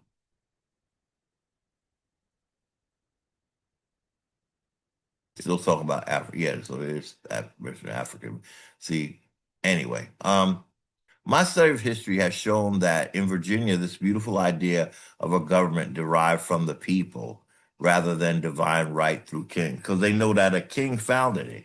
So they're saying what we formulated after the king, is what they not talk about Indians, y'all. They talking about the colonists. In other words, they want us to believe that the colonists created this government. I think it was agents of the crown that created this government. Rather than divine right through kings, was created in Virginia. The first representative democracy, well, it was supposed to be a republic, I thought, in the Western Hemisphere, less than an hour away from where I live in Jamestown. Yet those settlers came on a business venture to take land that was already settled by Algonquin speaking people for over centuries. And that land was exploited to make money for the crown of England. So if this is England, why are they making money for England in Algonquin speaking people? Were English Algonquin speaking?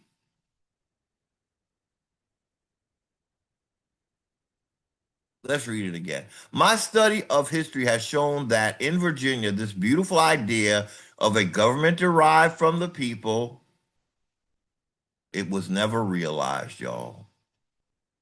It was never realized because it wasn't really created by the people. The people didn't even know when this government flipped on them. So I'm of the mind that they didn't really create it. We had some crafty uh, psychology majors that knew how to draft documents to make it look like it came from the people. That's what I believe, y'all. Because the people, it's like they're being railroaded. They have a government that just interprets everything.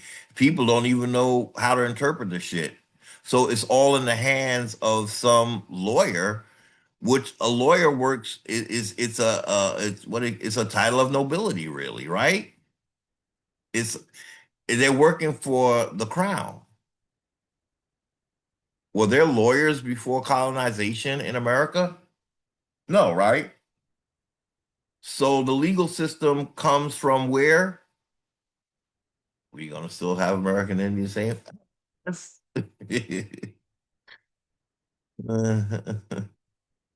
Good boy. They're saying, I'm just gonna look at this map one more time. Not that one. This one. No, not that one either. Where's the map I want to look at? Oh man, did I mess it up? Where's that?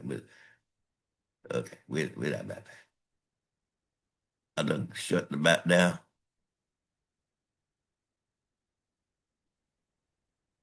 Okay. I don't have the map that I wanted, but let's go with this one. So again, this government only gives some kind of lip service to this small group of Indians. They saying the great law of peace that this small group of Indians created somehow shaped their constitution. But I think what's happening, all of these Indians are also under the illusion that what this few Indians did, that's the right thing. We was all living in abject dumbness. And these little group of Indians, they got it right. And colonizers love their great law of peace. But their great law of peace, they created because they kept fighting each other, right? So they really didn't know shit about peace, right? But colonizer always claims that it was this group of Indians that they sort of kind of had the idea for a constitution. But all these other Indians are saying, yep, we did that too. No, you didn't. You're going with a small group of Indians. We won't even talk about what these Indians was about. That's not even a discussion. Because all Indians are being trained to give homage to this small little group of Indians right here. Why? I don't know. I truly don't know. I truly don't know. Because they're the most foreign? Possibly. That could be it, yo. I would say so. All of these Indians that live from all to the Rocky fucking Mountains, they ain't no shit about law. Only these little group that happen to be the best friend of colonizer. But when colonizer came here, he only ran into these Indians, right? He ain't learned nothing from them but how to steal their land and then fall in love with this creation, this little group of Indians right here. This is they're saying, this is who they're saying they modeled the Constitution after. The Constitution that says that they control our commerce. These folks taught them that they should control all of our commerce with the Commerce Clause, because that's what they're doing with the Commerce Clause. So they learned that from these Indians, right? These Indians don't want to deal with our commerce. They want a foreigner to deal. That's why the foreign entity loved them so much, because they're saying, you helped us craft the Constitution where our Commerce Clause says that we get to regulate all your resources. Not just yours over here, but all these niggas too. But we don't want to talk about them. We just want their land. That's all. Okay, we'll help you with that. Yeah, that's what it's shaping up to be to me. Okay. So this is who they credit but yet all these other Indies are saying, yeah, that be correct. Did we all go by just what these Indians did? Obviously not. But we had a bigger group of people to deal with.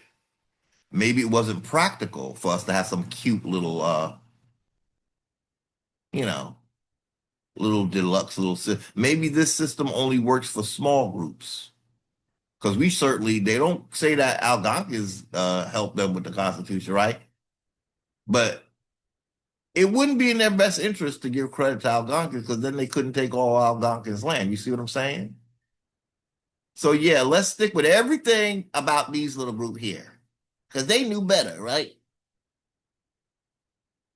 You love these Indians, but you love the land of all of these Indians because they're no longer in existence. And you keep singing about this, these little groups are here.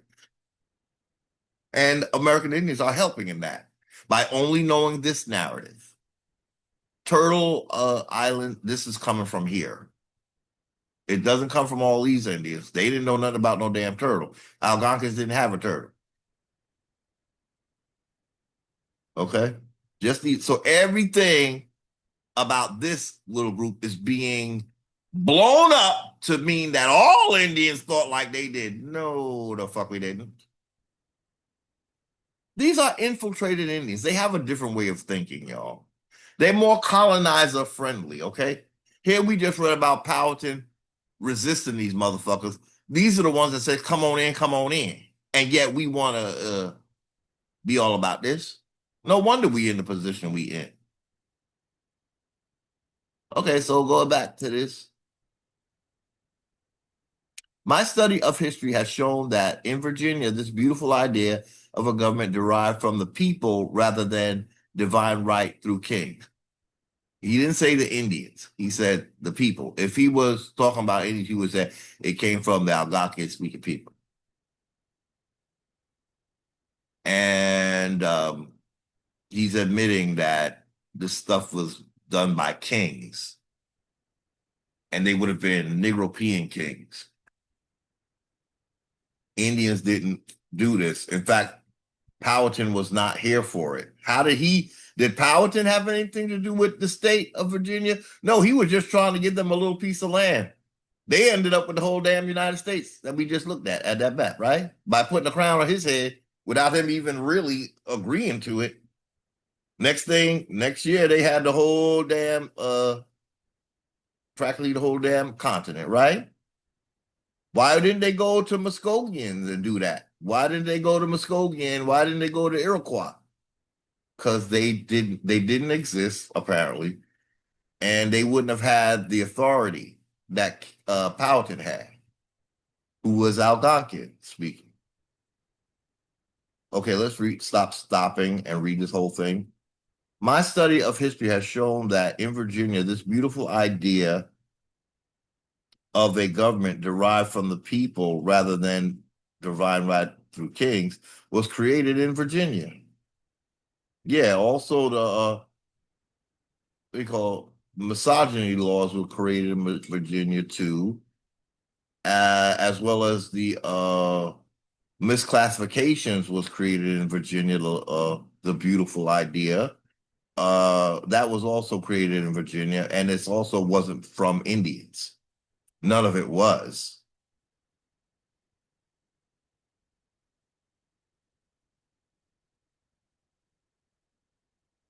Or was it misogyny laws? Where, they didn't want like don't marry into American Indians if you're European because they want to keep a white face.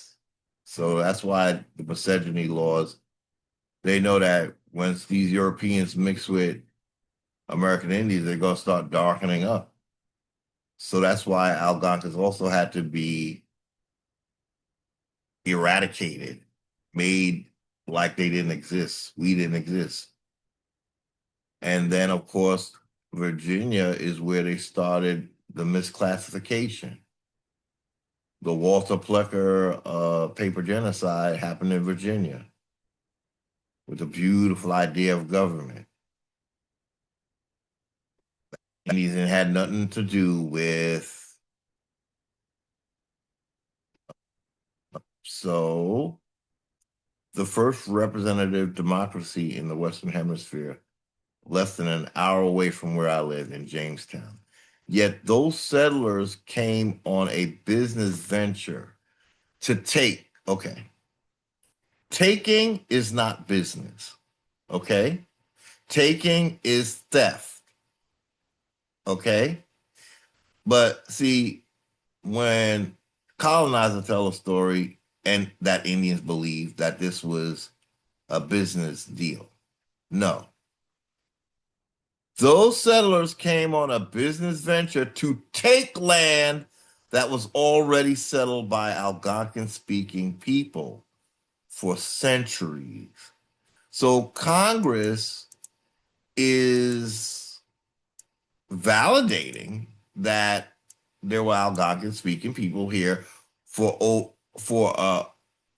over centuries, and that land was exploited to make money for the crown of England.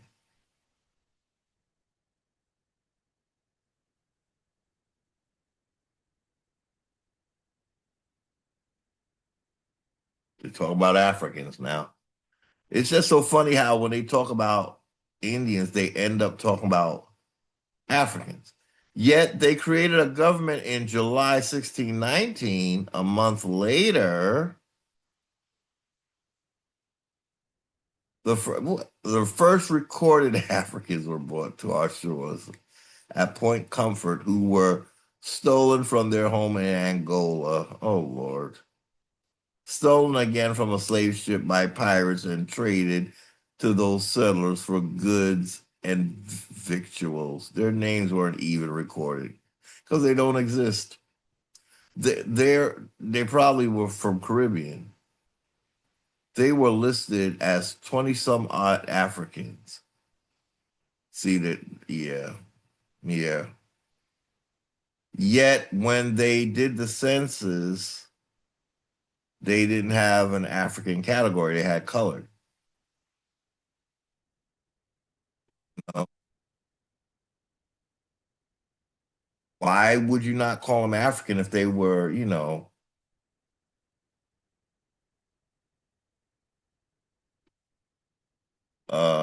all people of color were African? Why didn't you just call them African? Because you're saying that we're African slaves. But back then you didn't have African even on the census. You had colored and white, right? Their names weren't even recorded. They were listed as 20 some odd Africans. That's how you know something ain't right, y'all, because they could have had names there. Why couldn't they use their names? That is how this country was founded. It's uncomfortable, but it is true. I will spare you the full 400-year history, but there's a pattern to it. History may not repeat itself, but it rhymes. The history of our country has been how do we reconcile the ideal upon which we were founded? You were founded on conquest. Stop lying to yourself. How do we reconcile that every time we make progress toward the ideal and we have made progress, I wouldn't be standing here today in a body that was not built for people like me, but may have been built for people like me. We have made progress in every time, but every time we make progress, there's a backlash. That backlash has included three things: propaganda, violence, and voter suppression.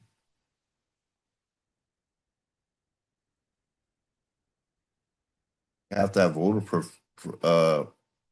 they call it voter suppression, because if it's a democracy and too many people of color vote, then it's going to be what the people of color wanted. So but again, Indians are not supposed to be represented in Congress, so they wouldn't be voting. Okay, so we just want to make sure that since I feel like when I say Algonquian, Indians are saying, I'm hearing Indians say that, nope, there's no such thing. Okay, well, the Congress that you believe is the authority, they say they existed. Is it better when uh Congress validates it, or who are they really talking about? I mean, yes, we had different tribes, but they're saying we were under Algonquian linguistic. Is there something bad about that? Anyway, so I just wanted to show that a congressional record. Here's the congressional record. Wait a minute, did I get it from? Okay, wait. This is the page that you can get this document: diversity, equity, and inclusion, erasing Black history. Well, they need to because it's not real. There's no black things. Okay. So here's the text of it here. But you can, if you Google diversity, equity, and inclusion, erasing Black history, May 19th, 2025. This is where Congress admits that Algonquins were a thing, Algonquin speaking Indians. So here we have this website, but I've been going a while, so I don't think we're going to get to this like I wanted to. But this is from Learn History Culture, Carolina / Algonquins. And so they're talking about the Carolina Algonquin. Let's read just the first part. The Carolina Algonquin had been living on the Outer Banks long before the first English expedition arrived in 1584. In 1584, they went to the Roanoke. That's where my people were. They were in the Roanoke, like the Albemarle area in North Carolina. Archaeological evidence suggests the native peoples arrived in North Carolina around 9,500 to 8,000 BC, with the first evidence of Outer Banks habitation occurring between 2,500 to 2,000 BC. By the time the first English expedition arrived at Roanoke Island in the summer of 1584, the Algonquin had inhabited the region for at least 800 years. During that time, they developed a unique culture built around the waterways and with their own societal, agricultural, and religious practices. So we're just going to read that for now because we're going to close. But here's the website. Okay. NPS.gov. National Parks. What is it? National Historic Site, North Carolina. That's not the website though. It's nps.gov. Park, home, learn about the park, history and culture. Okay, so it's one of those park. I find that there's these park websites that's talking about this stuff a lot. Okay, nps.gov. Okay, so it's a government website, National Park Service. That's what I was looking for. Right here, National Park Service. And they're saying that there were Algonquins. So I just want my listeners to understand that I'm not trying to, I don't want to complicate things by using words that are not well established when they talk about the history of American Indians. So even if there is another word, the one that Congress knows of, the one that this government website knows of is Algonquin. And that's why I use it, y'all. I'm not coming here as a complete idiot. I just want that to be known because I just feel like a lot of times we just have a lot of discrediting going on among American Indians, even Indians who are earnestly trying to uh, assist Indians in getting out of oppression. So on that note, I think we're going to close.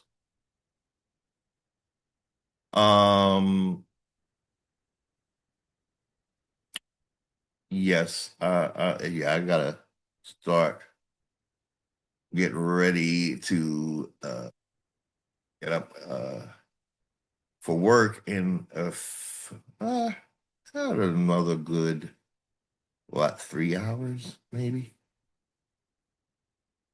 So I'm going to stop my share for now. Thank you for watching. If you saw the update on our Lisa Cypress video, you will know that she has been released. So that is very good news.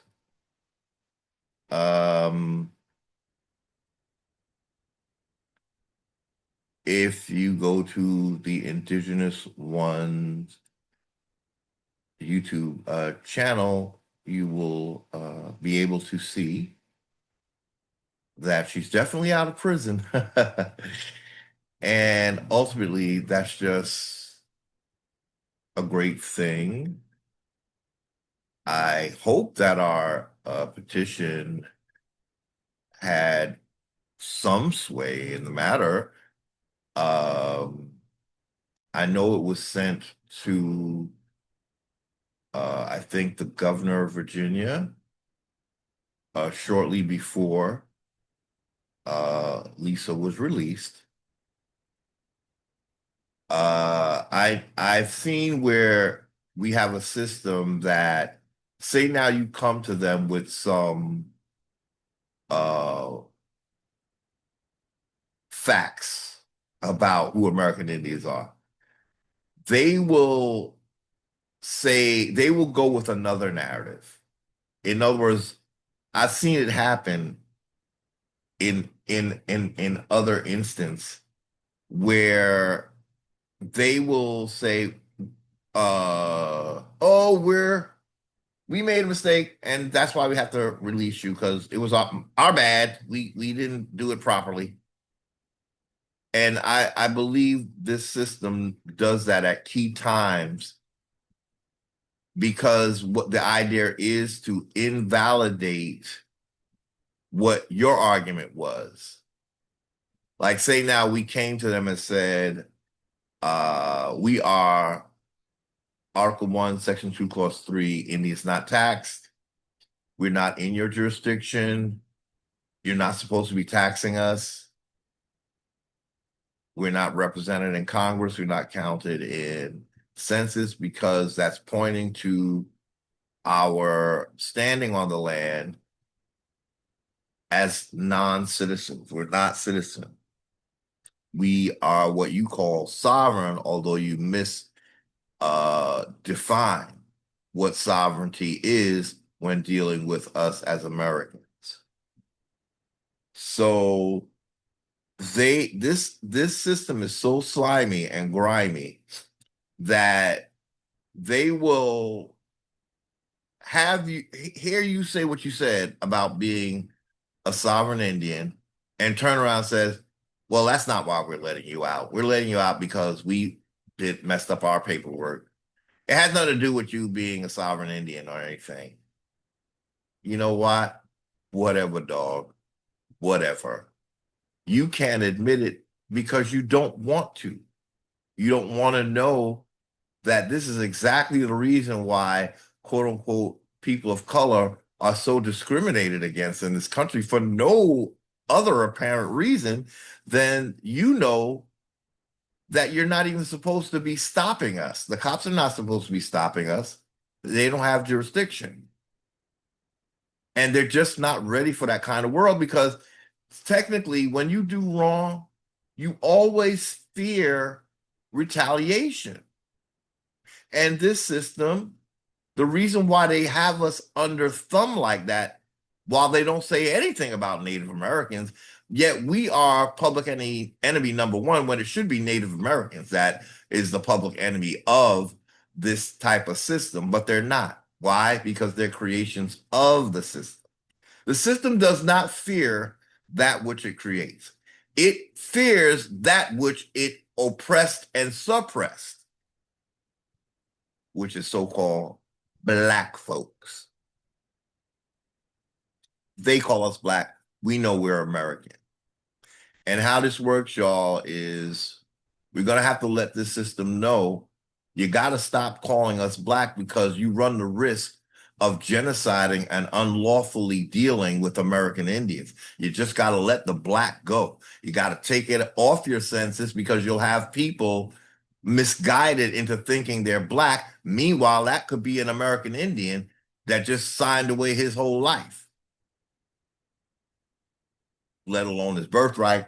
So our job as American Indians, and we are peaceful American Indians, but when we really get to it, we're going to have to end this use of this term Black in this country, y'all.